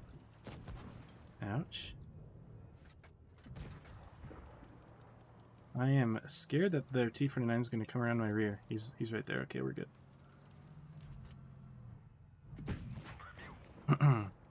LTTB be like? Because of the delay, it'll be at 10:03. Ooh, he hit that. Nice. Thought I was held down. Guess not. No, he pinned me right in the turret, actually. Okay. I am definitely way behind the rest of my team.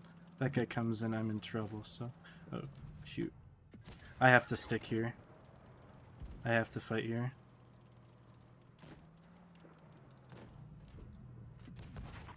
I'm getting sniped. This is bad. Load HE? No.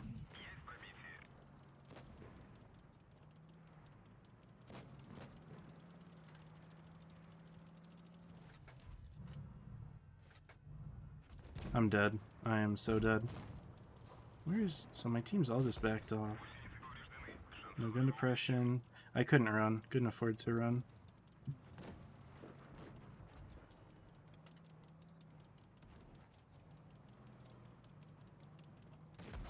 Oh.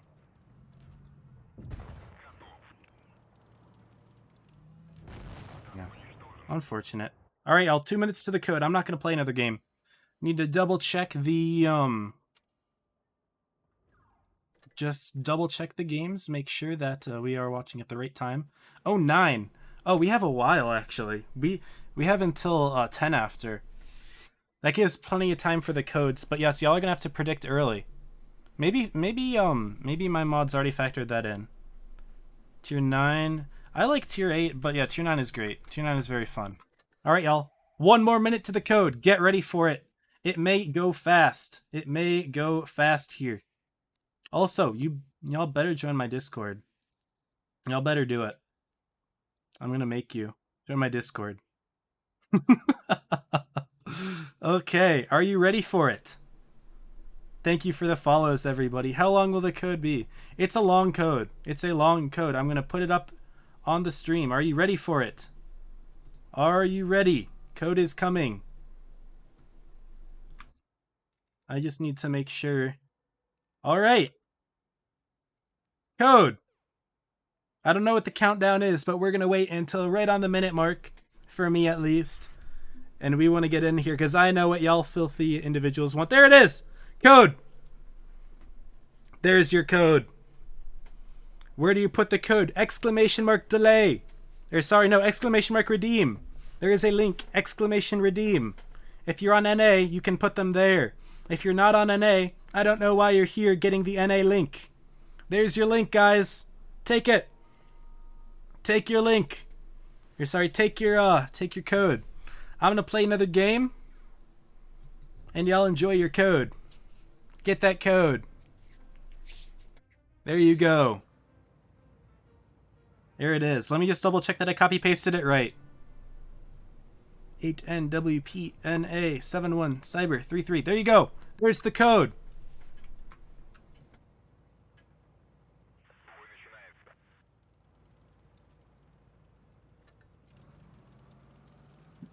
That's not to reveal the code. The code is on my stream. It's in the bottom right-hand corner of the stream. Type it in. There you go. If someone wants to type it in the chat, make it easier for other people to copy-paste. There you go. Okay, there's a T-49 here and a Helsing and a Barask. Oh, goodness. And he bounces, because he's good. Where's my team? They're here, kind of. Kind of not. I'm gonna bail. I'm out of here. I don't want to hang around with you. I don't like any of you. You smell. I'm gonna go around you.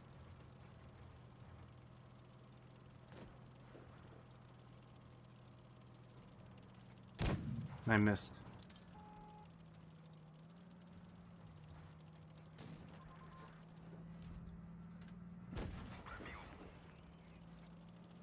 Run. Run, weeb. Get my gun depression, and I bounce. Understandable. My team needs to help. And Urask missed one shot. Put that one in. Very nice. Ooh, I took lots of hits. Y'all see the code? Please tell me you see the code. I hope that you can see the code.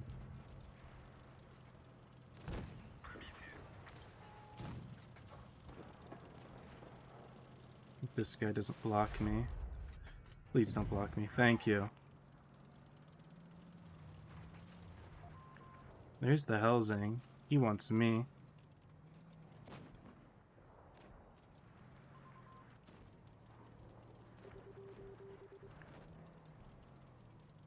Does he want me? I can't tell if he wants me. I think he does.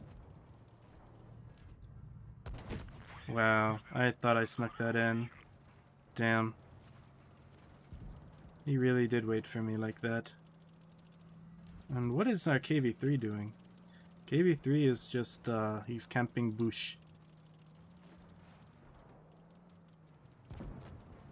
Now I'm scared, actually, because our Prague got destroyed by that guy.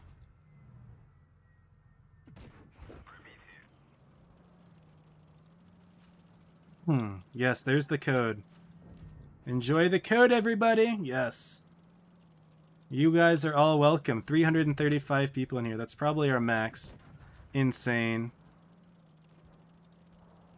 Got it. Awesome. Okay, now we're going to open the rewards up. Let's see what we get on our stream. Got it? Let's go! Hurry before it runs out.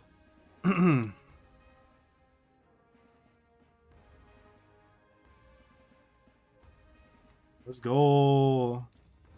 Yo, they even put in my screenshot. Let's go. They put in a screenshot of my stream. Get the code. Get it. Okay, let's see what we get from this, okay? I already redeemed it a while ago just to make sure that I get the rewards. Alright. So what you can get, a few tanks. I don't know what the chances are, but I don't really care. We get some cool stuff. Some nice tanks, of which I own most of those. You get some parts for other tanks. Okay. Some premium, some credits, and some camo. Alright, number one. Number one. We have to do this quick because we're going to get our invite soon. 2 days of premium. Not bad, I'll take it. Number two. 1 day premium and some credits and boosters. We'll take it. It's free stuff, y'all. You can't complain about free stuff.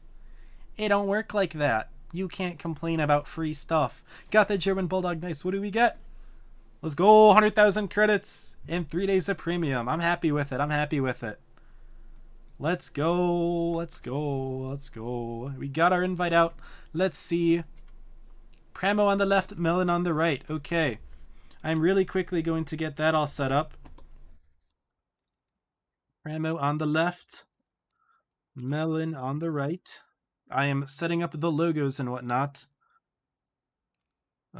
So Melon is team 2 and Pramo is team 1. Y'all, this isn't that crazy? One of these two teams has to go out in 4th place. 4th! That's absolutely insane to me. Discord links, please. Discord. There's my link. Join my Discord. Y'all are probably not going to be able to see it, but join my Discord. Y'all, code is all the way on the right side of the screen. You can see it. You can see it.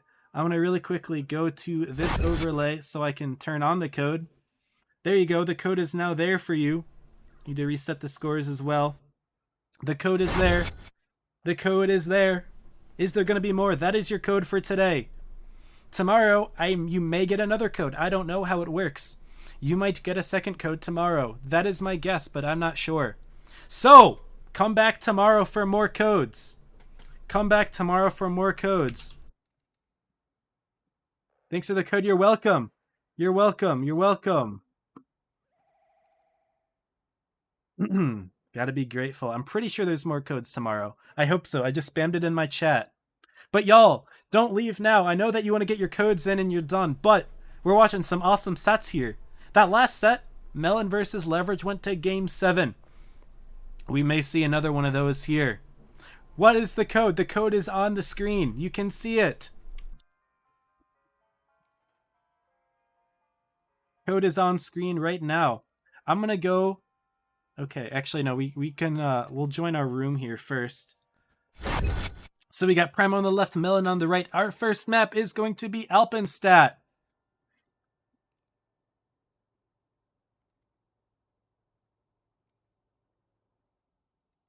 Okay, and we got to put the code up here too. There you go. Code is there. Code is right there. There's the code. Enter the code. Get 3 free crates. All right. Primo with 4 types, 2 and 5Bs, and a concept. So we're going to be seeing some 2 and 5Bs. Didn't really see a whole lot of them last set. They're a strong tank. They just got buffed to their former glory where they were a DPM machine with a little bit less armor. The code, yes, thank you. Thank you. And as for Melon rocking their types as usual. They're bringing a T100 LT as their light tank. An interesting pick for Alpenstadt. I respect it. Their aggression is excellent here. We've seen Melon. They know how to push. They know when to do it, where to do it, and it's very good. It didn't quite hold up to Leverage's astounding defense last set, but Melon is still a very strong team. They have played Primo in the past and beaten them 4-3. Very close set. But both of these teams are very strong. We would not be surprised to see either of these teams win. However, we would be surprised to see either of these teams get 4th place. But that's the case here. One of these teams is going home today. They're done. Season over. Crazy. Hello. All right. 1 minute left until the game starts.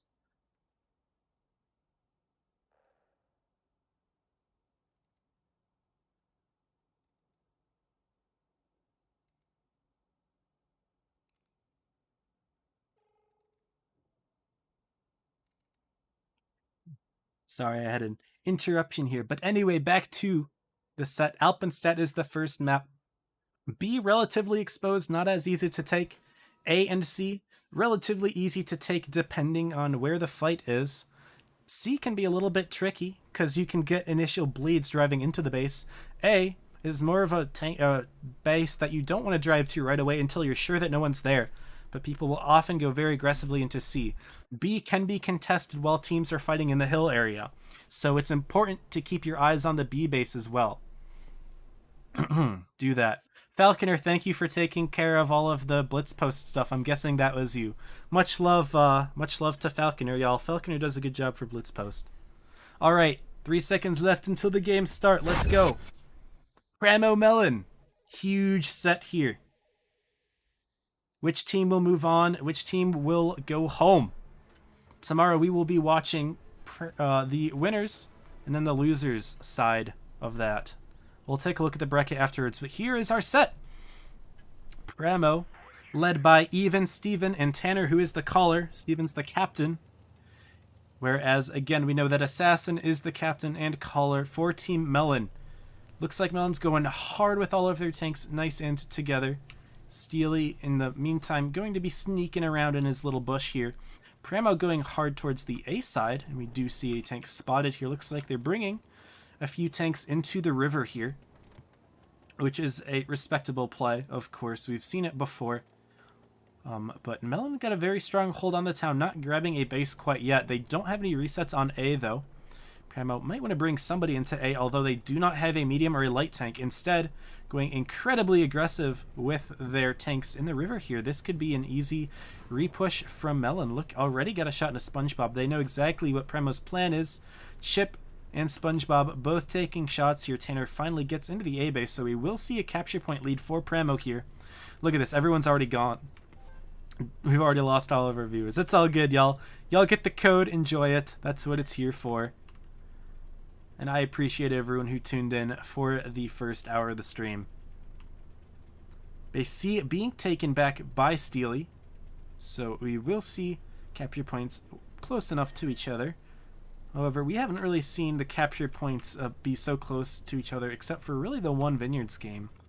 That's when the caps really mattered. Other than that, not as much of a very close factor. It's usually been a team that's either winning on both or just an all-out, flat-out push, not even worrying about caps in the first place. Ooh, betting so much on Pramo. Hell yeah. I wish everyone luck. It's exciting to see who wins and who loses here. Pramo still a little bit in the city area, actually. They're going to be moving most of their forces to the city. I really need to stop reading chat. I won't read any more chat for now. But looks like Pramo is rotating back around Melon, not overextending at all. They've grabbed their C base, and they still have Assassin who grabbed it initially. He's going to stay there. But Melon, like, look at Chinergy here. He's getting towards the B base. He's getting a few spots going, but no commitment here. Melon doesn't really need to push their advantage. They already have... sorry, Melon doesn't have the advantage. What am I even saying? I'm a goofball. They're not overcommitting. They are thinking right now about what their rotation play is going to be. They are up on the bleeds right now. Not necessarily the hit points because they have a light tank, but they have gotten more bleeds in. So they're starting to create weaknesses in Pramo's side and eventually decide where to push based off of that. However, they are starting to line up most of their tanks in the B area, and potentially actually going back down to the river themselves. Yeah, MJ rotating as well. It's just going to be Assassin all the way on the seaside. He's still spotted, and I like that play from Melon, having him still spotted, because it makes Pramo think that they still have like a decent amount of forces here. In the meantime, Cora and Sierra do spot that all of Melon is going to come around here. Steven's going to bleed, Chinergy is going to bleed a lot, but Pramo's got several tanks over on this side ready to put shots into Kakati. So good bleeds here from Melon, although they do take big shots of their own. Steven getting focused from the rear as Melon's heavy tanks drive from the river area. We do see some close fights in the middle. Kakati falling, Steven falling closely behind. Chinergy going to be quite low himself, as will Evil SpongeBob be in a moment here. And Pramo still got two of their tanks kind of farming there. Terran really needs to get in the fight. He is in a type after all. Chip not doing his best to cover Evil SpongeBob. He doesn't need to. SpongeBob's already rotated his way out of there. The tank is fast enough to do so. Watermelon, in the meantime, is struggling a little bit on his own here. He's kiting Panzer around as best as he can here. In the meantime, SpongeBob does go down. Watermelon does fall down. Panzer actually, is he going to drive backwards to save him? Maybe not necessary. Instead going for shots on Steely, he just bled down to a few hundred hit points of his own. Tanner will come on around. However, we do see Watermelon traded for Sierra, though, as Melon J gets the kill, drives into the A base, and they're stopping B. However, Pramo got another kill. They are a 2-on-4 scenario with Cora on a sliver of his hit points, Panzer quite low himself. Tanner and Chip should be able to deal with Chip quite easily here. Melon may not be able to bring it back on the capture points here. In game number 1, again, Melon losing it. This one's going to go to Pramo. The push from Melon kind of failed there, I will say. They had a good idea going through the river, but perfectly countered by the Concept 1 beat. Tanner also able to farm as well, and maybe conserving his hit points and there being one like decently healthy tank at the end was relatively helpful for Pramo here, as Tanner was able to expend his hit points in a decent manner. It's just a 1-on-4. Make that a 0-on-4. Pramo taking game number 1. Relatively close, but having 4 tanks left alive at the end, insane. Still here, 34. I appreciate all of you. Y'all are the real ones. Y'all are the real ones. Silly. I appreciate the tune invites. I'm kind of streaming. I cannot platoon. Oh, man. I don't know how y'all have good stuff. I got IS-7. I've been playing this game for 8 years, man. I've got no life. No, I'm kidding. I've taken plenty of breaks from this game, but it's just the amount of time that you play really does a lot. All you new people are still coming in. I appreciate everyone. Y'all, the code is still up here. I don't know if there's any more left, but get some redeems going. Pramo prepping for game 2. Might have a very different strategy here. We are going to see the Kronvons coming out. Pramo, big fan of those. We've seen them have good success on maps such as New Bay, where they take the center of the map, make anything afraid to push, and this bleed out anything that tries to do anything against the Krons because their clip damage is so high. We may see them being supported by a VK72 here, of course, a tank that would indicate a town strategy from Pramo. That may well be what we see here.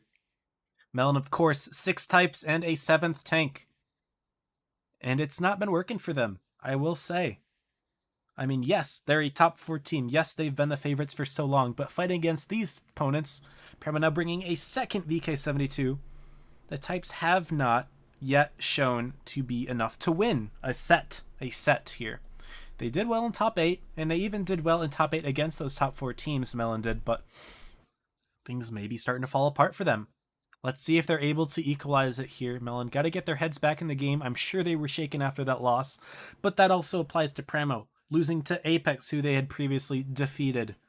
So, don't know if that should be a factor for either of these teams, or if it is, it should be a factor about equally. Pramo Melon, game number 2. Again, this is a best of 7.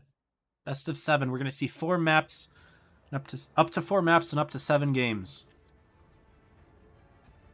And there's the triple Kron from Pramo.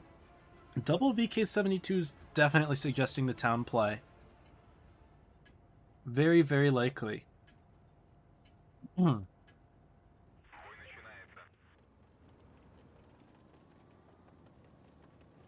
Melon going more towards the B side and A this time, as opposed to last time going C. No, maybe not. I'm trying to see what's going on here. Steely with, of course, the high view range of the Sheridan. This tank recently got buffed to have the highest view range in tier 10. Getting spotted, actually going to light Steven there, but that's all he's going to get. The only information, and just barely spotting Steven. And Steely actually himself got spotted well before that. Pramo was entirely unlit. We do see some more information going, though. Sierra going all the way across to the A corner. A couple bleeds coming in from Pramo, who have a Kron, Von, 2 and 5B, and Type all set up here to put some shots in. Very aggressive opener from Melon, and their 7th tank, Wador Melon, over there, able to get a reset on B. Both of Pramo's VKs are right there, and he's actually in a very nice spot to get those resets. It'll be quite difficult for Pramo to get a shot in. Tanner, I don't know if he missed his shot or what, but he's just going to take a free one there. So good bleeds being put in. Sierra also going as well. And Tanner's just going to sit right into it and allow some free side shots. Steven going to grab the base. He's going to get reset too. Good bleeds from Melon going right into the VK72s, who seem a little bit out of place there. In the meantime, going for a more aggressive play on Sierra, supported by Chip. Both of them are now about 2/3 of their hit points, so they're both getting lower and lower by the minute.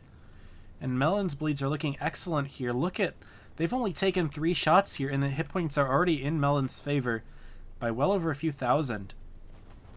Melon, of course, oh my goodness, losing even more hit points. Looks like the VK72s are just going to be pushed out by the double types here. Is he going to stop for the B base? Is it even worth it at this point? Melon's just going full aggression in here. All of Pramo's tanks are about half hit points, whereas Melon still has 3 full. Look at this. Everybody on Pramo at half hit points or below. Even Steven's an easy pick here for Melon as they drive right through the town. Tanner was able to escape. He's going to try to use his nice tungsten, put a shell into Steely. He misses it.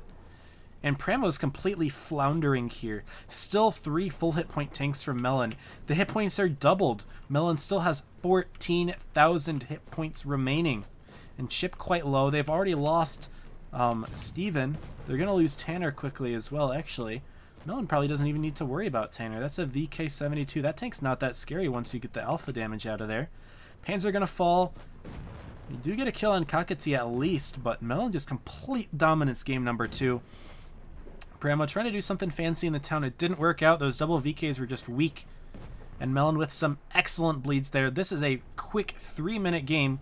We haven't seen a whole lot of those yet. But Korra left alone against 5 tanks. Very easy equalizer there from Melon. Set tied 1-1.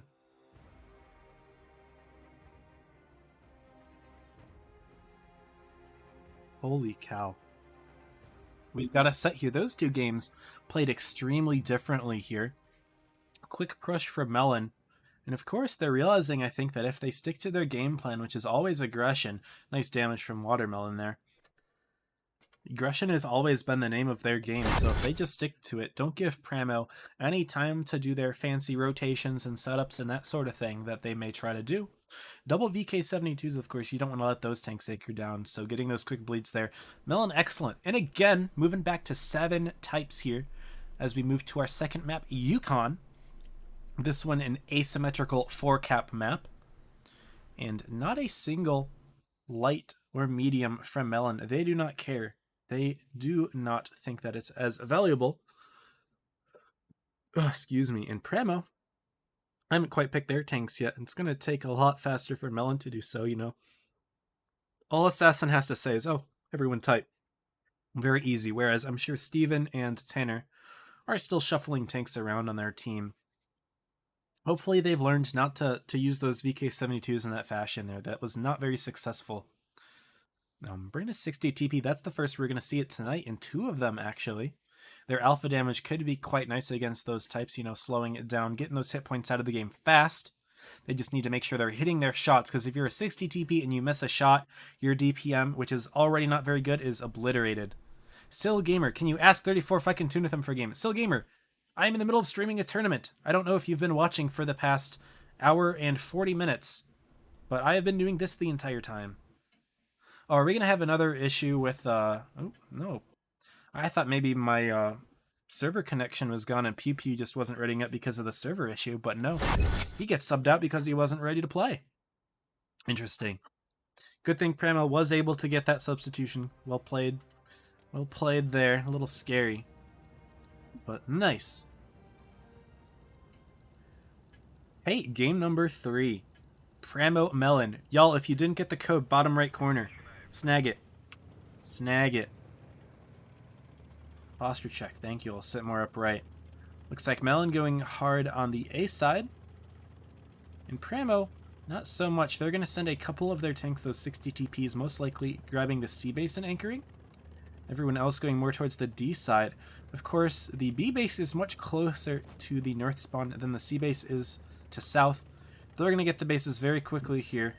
But it doesn't look like they're too worried about the bases right away. They're just going to go really hard for real estate here. Kakati, MJ, Assassin. But we're going to see them quickly cap base B, get onto A as well, and Pramo's not even worried about the C base. They're setting their 60 TPs straight up for anchoring here. And going to start off with a bounced shot from Panzer, taking 2 for it. Not the best start right there, already down on the hit points here, but Pramo going more aggressively into the spawn here, and Melon has already set up a little bit of a defense.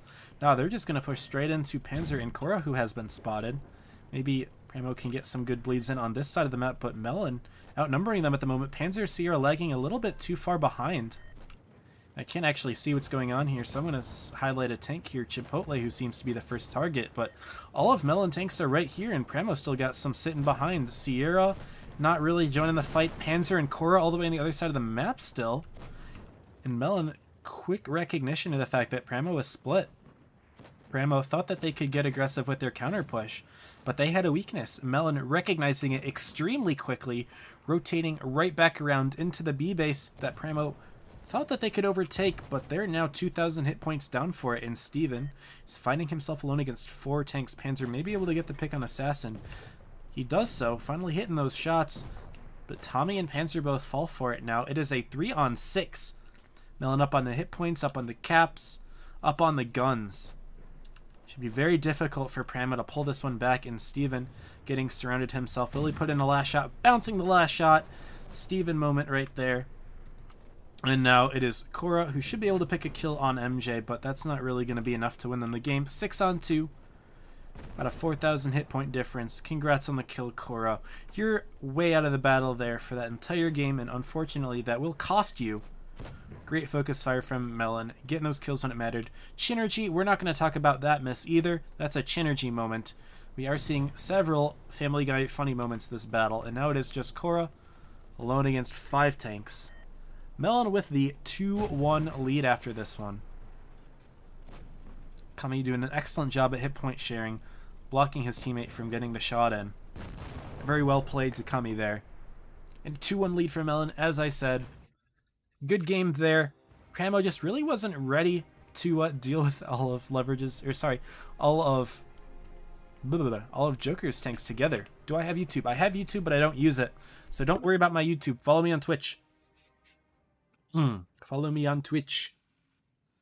And yeah, Melon with a very nice win there. Yeah, Primo, they pushed really aggressively, but they still had tanks in their spawn that weren't really ready to go all in that push. And so I think that was just kind of a miscommunication on Primo's side. Either that, or it was just like the strategy didn't really align with itself there. Didn't really make a whole lot of sense. Why would you go for an aggro push without having all of your tanks ready to deal with all of the enemy tanks? Melon going again with 7 types, and this should be projecting to Primo. They should know that, oh, Melon's going to be all together, most likely. They're just going to have a nice brawl. And of course, Melon can split off if they need to, but, you know, Melon is definitely planning on having these nice up-close and personal brawls. They are the most, in my opinion, they're the most distinguished, mechanically skilled team. In my opinion, the most mechanically skilled, that would be Joker. They've had that for them for a long time. That allows them to be so aggressive because they hit their shots when it counts usually. They're able to hit point share block effectively usually. And we didn't quite see it as well against Leverage. We saw some missed shots. That's just kind of because of the type meta. But the fact that, you know, these are some of the most mechanically skilled players in the game. Players like MJ and Steely that are just excellent there for Melon. And we haven't even seen, in my opinion, Melon's best player, Yaro, playing really at all today. So we'll see how it goes for him, but Primo going to need to do a little bit of rethinking themselves on the way that they want to approach this set. Because, yeah, their strategy just didn't make any sense to me last game here. This doesn't add up. Something does not add up. Game 4 now. And, uh-oh. We're not loaded in here. What's the issue? I definitely readied up. Are we having another in-game lag session? We may. We may. I am going to go right back to just chatting. I'm going to restart my game here. It's quite annoying that we're having this happen. This is the second time this stream that we're having all of these issues. Pretty annoying. Hopefully we don't lose too much of this game. We didn't lose anything in the last game this happened to, but it's still quite annoying. Here we go. And again, not missing any of the game. I'm happy about that. Very happy. Wargaming. As much as I want you to fix your servers, at least I'm not missing the games. Because that would be a big shame in front of 200 people on my side, and whatever Robert is doing on his side as well. Look at all 7 of these Primo tanks going right on together. They're bringing 5 of their own. They're realizing if Melon can go brain dead type spam, so can we. They do keep a 2 and 5B in there for that DPM concept as well for a little bit of hull down capabilities. And they're going hard for the D corner, which I think is very interesting. Is this really that tactical of an advantage? Don't know. But Tanner Tommy in here, it's not going to be useful to them after all because Melon's not going to fight in this area, but they're actually set up to take A, B, and C. Chinergy getting in C, Watermelon in B, sorry, Watermelon in A, and then MJ and Kakati both in B. So we're going to see triple caps here from Chinergy, MJ, and Watermelon. That's a big elite. Blah, blah, blah. My English is getting really bad. I'm trying to speak a lot faster than I'm thinking. Or I'm trying to think a lot faster than I'm speaking. One of the two, definitely. Primo again splitting up a little bit here. But yeah, on a 4-cap map, when you have 3 bases and the enemy's 1, that's a big split. The hit point, or the cap difference is going to go up massive here. Primo getting right onto the B base. They don't want to take any chances with the capture points getting any bigger. See teams like Leverage that like to push last minute. Looks like Primo is not wasting any time here. Doubling back into the B base, sending 2 tanks of their own into C. Again, they're going with the big split, and look at Sierra and Panzer completely disconnected from the fight. It is a brief 6-on-4 here. Of course, Kami on his own. But look at this. Tommy finally getting in the fight. Sierra, Panzer finally getting in the fight, and they've already lost Tanner. It's so hard to keep track of everything going on here. Steven is going to be likely the next focus fire target. Melon doing a good job of hit point sharing. Well, they've got Steely and Assassin Killer who may fall quickly here, but look at these blocks on Steven. They do get the kill, but now Steven's quite low. So is Assassin. Very difficult for me to camera work this one. We do see a little bit of a hit point advantage from Primo. But Watermelon doing a good job of blocking Panzer. Nice shots into him. He gets traded for Chipotle. But he's got his reactive armor on. Kami and Kakati going for him.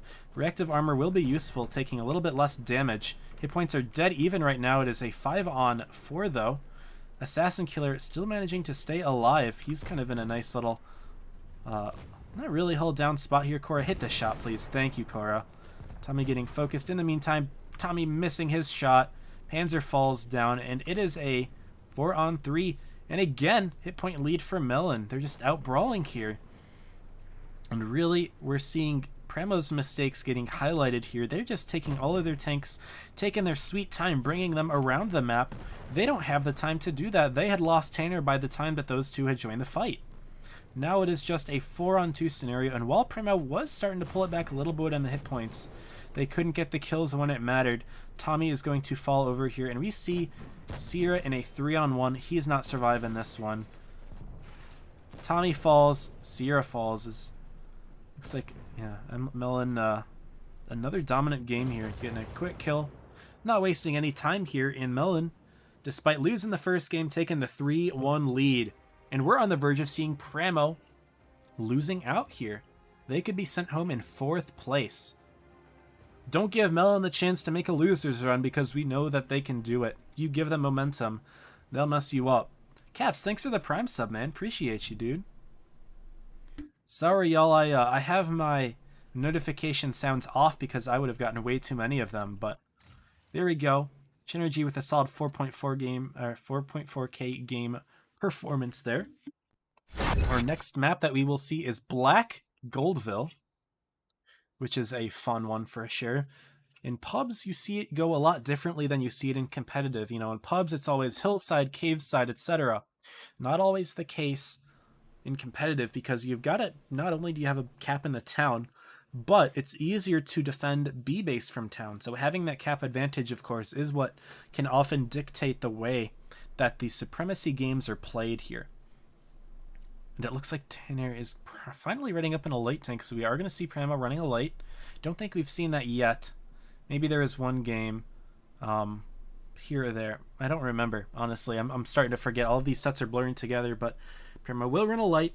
They've got the Sheridan, which has been working rather all right for Melon so far, but this time I think Melon's realizing that they're just going to stick with the 7 heavies. That's what's been working for them with Pramo. Or since they started using that, it's been working. Dropping a type for 2 and 5B, though, a little bit of DPM for Melon. It's useful, I would say.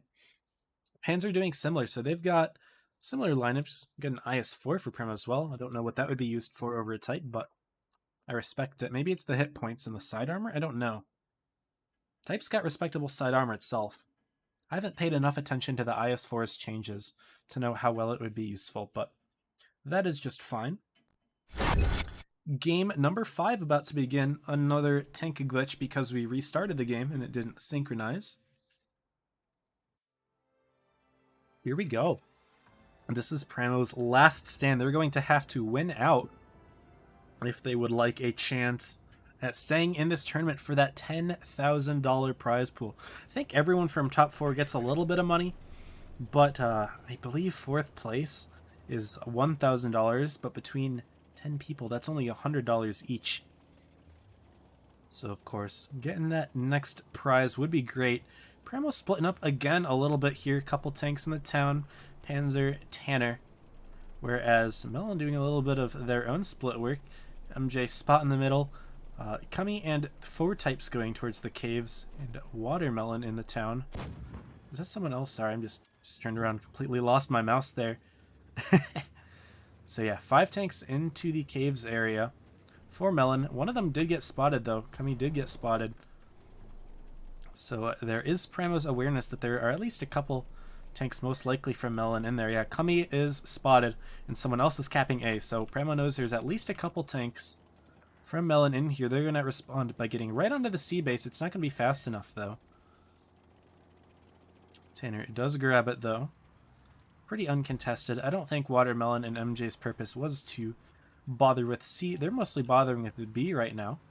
No one's grabbed B yet for Pramo. Steven honestly had an opportunity to do so, I would say, but they don't really have the information to know that Melon has 5 of their tanks in the caves area and then they could just drive forward here. So I don't disagree with Pramo's decision to stay passive.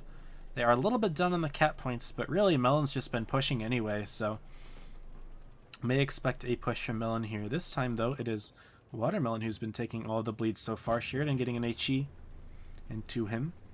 Just a little splashy blashy.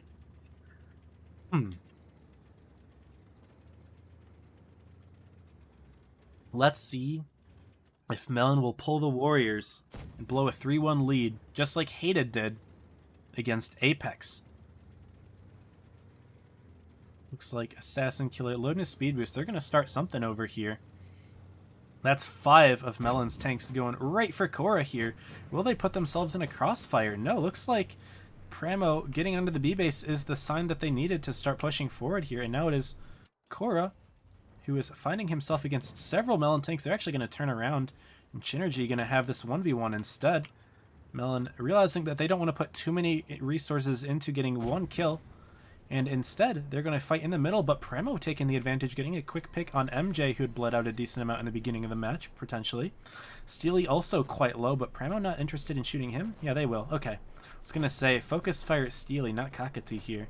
Steely actually taking several shots here, and he may get picked off from Pew Pew. No, Pew Pew shooting Kami instead. Mistake there. And Panzer and Assassin are kind of getting shot by the rest of their teams here, so it looks like the 1v1 is kind of being intruded upon just slightly. No respect for the 1v1 here. Steely does fall. Assassin and Panzer still fighting over here, but Watermelon following next on the rear of the map. Looks like he was picked off by Tanner in the Sheridan. Kakati the next to fall here for Melon, and this one's looking like it's going to Pramo, who has not yet lost a single tank. It is a 7-on-2. Panzer still alive. Will Assassin try to maintain his dignity, getting a kill? No! Not having the ability to do so. Panzer surviving on 13 hit points. Pramo's back in it with another win. Not a single kill there. The hit point sharing immaculate. Maybe a little bit lucky. I don't know if there were any missed shots right there, but I only got to see a little bit through that Melon play in the middle of the map, but Pramo's push was effective. They did get the quick kill on MJ. It works out nicely for them. Pew Pew and Chinergy both on top doing the same exact amount of damage. That's pretty goofy silly if you ask me. Very funny haha if you will. And we're going to move on to the next spawn for Black Goldville. Game number 6. And again, Melon gets the win here. They move on. Pramo needs to win out if they would like to survive and have a chance at a greater portion of the $10,000 prize pool here in the New Way to Play tournament. Got a minute left until game number 6, and the IS-4 is staying for Pramo. They're bringing in a second one. They liked how well it worked. I think really the play that lost for Melon, as we see them running up in 2 TVPs here, which is scary against those types. Could definitely bounce shots easily, but Pramo may not be running nearly as many as Melon does. But the losing play from Melon was they started that push onto Cora, and Cora did bait them, and Pramo, they grabbed the B base, but then they just kept pushing right through the B base. Melon thought, oh, this is our chance to catch Pramo off guard. But Pramo, in return, caught Melon off guard with that middle push. Melon turned their tanks around after realizing, oh crap, Cora's not worth putting 3 tanks into. But it didn't work out in the end. They weren't there in time. And by the time they got there, MJ was already like a 1 or 2 shot. Yo, Nasir's in here. What do you mean I'm alive? What's up, Nasir? Good to have you, bro. Shalom. All right. 5 seconds left. Game number 6. Pramo Melon. Will Pramo stay in it or face defeat at the hands of Melon in game 6?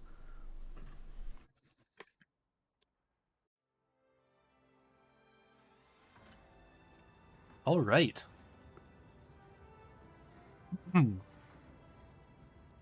Double TVPs from Melon is going to be interesting. We've seen them run it a couple times before. It actually almost failed on their first day when they played in the first day of the tournament, not in the top 8, but back in the New Way to Play Open when everyone was still qualifying. They almost lost a game because their TVPs got kind of caught lacking. Most notably, Assassin Killer was driving one and got nearly killed in the first few seconds of the game, first minute or so. What the heck? Hold on. I'm going to do that again. I was spectating MJ, and then when I unspectated him, yeah, I get launched out. That's too fun. I'm getting launched here. Okay, that's enough of that. But yeah, looks like MJ, the rest of Melon are going to be hard into the seaside. They're going red line. Watermelon is getting blood a couple times here. He's taken a few shots. Good shots in from Pramo. I think Cora might have hit one, and that big 60 TP alpha is enough to scare anything with that bleed. Kami does get into the C base briefly before Tommy gets into A himself. So again, a cap lead for Melon. We're not going to see a double cap from Pramo anytime soon. They're not ready for it, but Melon doesn't really seem to be caring too much about having the cap lead. They push anyway. It is a tactic, of course, to have a little bit of pressure on them. Just to make Pramo squirm a little bit before Melon goes in for the push, but we'll see how it goes for them. Tommy getting spotted, taking a very wide spot here. Kakati missing the punish, though. And will Melon make a play here? Looks like they're keeping their TVPs in the infamous T22 spot that we used to see in competitive. I believe was it Rain who popularized this spot? I'm not sure. Do not remember. But some team ran T22, sat in the back here, and that's when the spot started being used. Looks like both their TVPs are going to split now. MJ staying there, Steely going more towards the C side. See if he can get any bleeds in as Pramo gets in the B base, rocking the IS4s for that purpose here.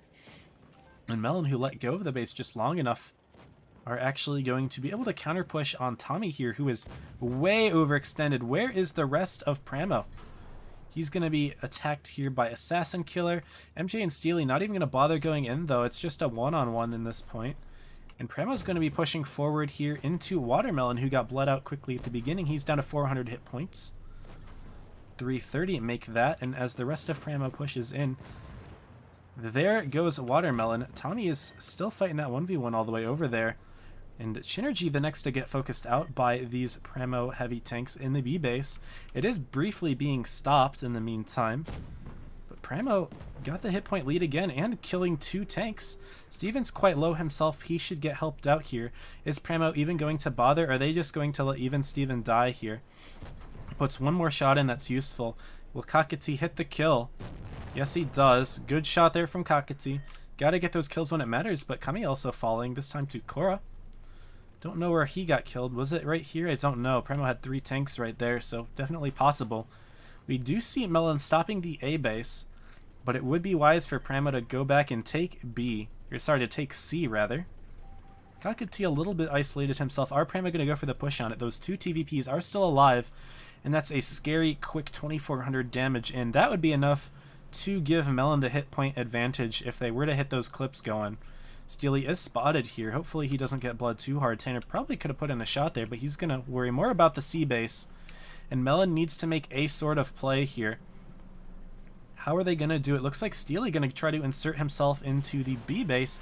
Pew Pew missing his shot. MJ going right on forward. He's going to go for picks on Cora here. Cora hitting a big shot into MJ, but they do get the kill before falling. Sitting on the B base briefly, but big shots into Steely as well. He gets instantly sent to 270 hit points. Melon not able to get the kill on Pew Pew either. 980 points for Pramo, and they're going to take this one back as well, most likely here. They do drop Pew Pew, but it's a 3-on-2. They're at 960 points. There's no chance for Melon to stop the C base. Kakati is about to fall himself here. And there we go! Pramo forcing a Game 7. Will we see the Warriors make a return here for the 2nd time this tournament? Oh my goodness. Y'all, these are some sets. 2 tiebreakers today. Melon and Pramo go into Game 7 just like they did last time and just like the set we watched before this one. Y'all, it doesn't get any better than this. This is it, y'all. This is the most intense few games that I've seen in one stream, and we are on day 1 of top 4. There is still so much left to play here. Our tiebreaker map, Ghost Factory. One of the new ones, an asymmetrical map with a giant-ass building in the middle of it all. With some tricky plays being possible by just Suka rushing it with a bunch of Type 71s. Also could play around the edges a little bit. Types can do anything, so really, it doesn't indicate what kind of play that they're going to be doing. We will finally see a VK72 from Melon this time. Did not work for Pramo previously, but Pramo's going to run one of their own.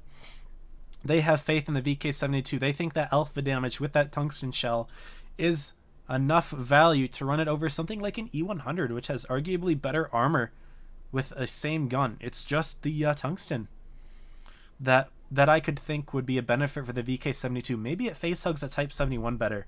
That I have not experimented with. I don't know what the role of the VK72 is going to be for either of these games. I can only speculate. I'm just a commentator. I'm not a comp player. I've done my fair bit of homework, but at the end of the day, I'm not the one making the strats. I'm just trying to break them down for you all, and I hope that you are enjoying it. This has been an awesome set. This has been an awesome stream. Can't believe that we broke 300. I had barely ever broken 100. Never done anything like this on my own before, so appreciate all of the support everyone's been giving to me today. As we get ready for game number 7, Pramo Melon. This decides who goes home. Pramo with lots of momentum here, having won the last 2 games and potentially forcing Melon to drop the last one. Oh no. Okay, here we go. Not too much lag. I was worried I'd have to restart again. Not losing anything here. Exciting, exciting. I'm pogged out about it, y'all. I'm pogged out. Grab that code also. Make sure to grab that code. Also, somebody here should probably, I don't know if any of y'all stream. I need to raid somebody at the end of the stream. So if y'all are playing Blitz and want to start a stream up, let me know. I can raid somebody here with 180 viewers. Pramo going to be splitting here, going a little bit A, a little bit D. Melon just sending all of their types into the B base, grabbing it very quickly. Also, Steely sneaking around running the T100 LT here. Not going to see anything at A. Pramo with a very risky split, though. I'm not sure. It hasn't worked out for them in the past. It didn't work on Yukon. Well, the equalized in Black Goldville, will it work out here? Quick capture base from Melon. They will take the advantage on this 4-cap map and hide. They're falling back. Assassin Killer, he's out of there. And it looks like Chinergy going for some trapping strats. What's Pramo to do here? They haven't quite made a decision on what they want yet. Welcome, Army Lover, to the stream. Pramo playing it extremely slow. They're actually going to most likely let Melon's cap points grow by more than 80. Then again, that hasn't been too much of a concern lately, but still something to think about here. They are now down by 80 points plus as of right now. Good, cap points do tick up a little bit slower because it's a 4-cap map, only 3 points per tick per base. Where we'll finally get onto the C base, cap difference is going to be a little bit around 400. And we'll finally get something, and Assassin does get spotted and is immediately going to run away after spotting several of Pramo's tanks. Is he going to run? No, he's still sneaking around. Not actually rotating a couple tanks potentially. Nah, they're out of there. Very slow game as opposed to the many that we've been watching so far, and it looks like Melon maybe making a play more towards D. Pew Pew is here. Will they catch Pew Pew out? Pew Pew spots Kakati, takes a big shot for it. Does Melon know that he's alone? They know that there's several of Pramo's tanks up there. They did get spotted. Is Melon just going to go for this weakness? Pramo with a potentially fatal mistake here. They do have Korra supporting, but Korra didn't hit a shot, and now Pew Pew is low already. Melon doesn't even need to put any more resources in. Pew Pew missing the shot, and now he's already going to be half hit points after the shot from Chinergy. They just can focus on the 1v1 here. They're going to win the 1v1. Unless, of course, they insert Korra into the mix, but then Melon's got plenty of tanks of their own that they can play. Pew Pew can't back out now because Kakati is pre-aimed. He's not going to allow Pew Pew to get out of here. Watermelon as well. And Pramo just overextended. They're going to take A. Chinergy still taking the D base at the same time as fighting Pew Pew, who misses another shot. Come on, Pew Pew. It's down to the wire. Your team needs you to perform here. And Pramo needs to make a play of some sort. They are getting onto D, so now that's just Pew Pew, actually. But they're just still so passive. The 2 and 5B is the concept. Need to get in there. Pew Pew needs you, and Melon's just started their aggressive push. Korra instead getting blood out here. And look at all this passivity from Pramo. They're just not inserting their tanks. They got to kill an assassin, though. The types look like they got around. That was something I entirely missed. Pramo does have tanks in here after all, and I actually completely missed it. Kakati with the Tungsten. Is he going to get the kill? Yes, Tungsten showing that it puts in good work here. Tommy going to be the next focus fire target as Olive Melon is in here, and Tommy's blocked off. If I were Tommy, I'd be driving forward here, try not to take more hits from Lakami and Watermelon, but now SpongeBob's going to take the hits for it. And Melon's got all 4 of the capture points as they stop the D base. We do have a 5-on-5 scenario. The hit points are in favor of Melon, but they've got all the capture points, and Pramo doesn't seem to have a way to respond. They're going to try to get the kill on Watermelon here, but Panzer's about to fall just as likely. Steely's just farming from the rear. Tommy a one-shot himself. Kakati missed the kill shot before. He's not even worried about it at this point. Pramo grabs the C base. Steven falls. Panzer falls. It's a 4-on-3. Pramo with a 2k hit point lead. 4-on-2. SpongeBob stuck in here against all of these tanks. Nothing Tanner can do being full hit points. Celia's going to get around it, start farming. And I believe that we've seen Melon hold on here despite the momentum that they gave to Pramo. In the end, taking it 4-3 over Pramo, sending them home in 4th place. We see GG's from both sides, of course. Always respect that. But very unfortunate ending from Pramo there, as they had a little bit of a counterplay into the city, but I still maintain that I think that their 2 and 5Bs in concept a little bit soft there. They didn't get in at the end, or they didn't get in until the end. It was a little bit too late for them. Wow. What a set. What an unfortunate ending for Pramo. But Melon with their aggression, taking that one very deservedly. 21 damage, having another Steven moment here. Unfortunate. Chinergy on top with 4k, but that's it. That's your set. And that is the end of day number 1. I hope that y'all enjoyed this as much as I did. Just remember, there is the code. Y'all can put the code in. It's still there. I'm not sure if it's over yet. I haven't really been reading a ton of chat, but y'all need to definitely start that on up. Oh my goodness, what a set here. I hope that y'all enjoyed this stream as much as I did. That was insane. Time to check Twitch, and yeah, make sure to join tomorrow. We're going to have another code. We're going to have some more amazing games. Let me go ahead and pull up the bracket really quickly. Oopsie, I have Twitch unmuted. But this is what our bracket is looking like. Actually, I need to refresh it so that we update to the proper games here. There we go. So, here is what we're looking like. Leverage defeating Melon 4-3. Apex defeating Pramo 4-2. Then Melon defeating Pramo, knocking them out in 4th place. Sayonara Pramo, well played, but goodbye. Melon will play the loser of Leverage Apex. We'll start with this game tomorrow, 9 o'clock Eastern. And then at around 10:10 Eastern, Melon will play the loser of this set. We'll have another code at that time, so y'all join up. See if we can break the record that we set today. It would mean a lot to me. It really would. I'm serious. Like, this has been awesome. I hope that y'all have been enjoying this as much as I have, because it's been a great time. I need to go ahead and see. Is there anyone even streaming Blitz right now? There are a few people. Do we just hit someone really hard here with a crazy raid? We just do it? Let's see this person. Alright, well, I'm going to have decided a raid, so I'm going to go ahead and start one right now. Support the streamer that I have chosen. I don't know who I've chosen yet because I haven't, and I have 3 minutes to do it, so I'm a little nervous about it, but I'll get some free channel points if you do. So go ahead and do that. I need to choose the prediction outcome, by the way. So Melon got it.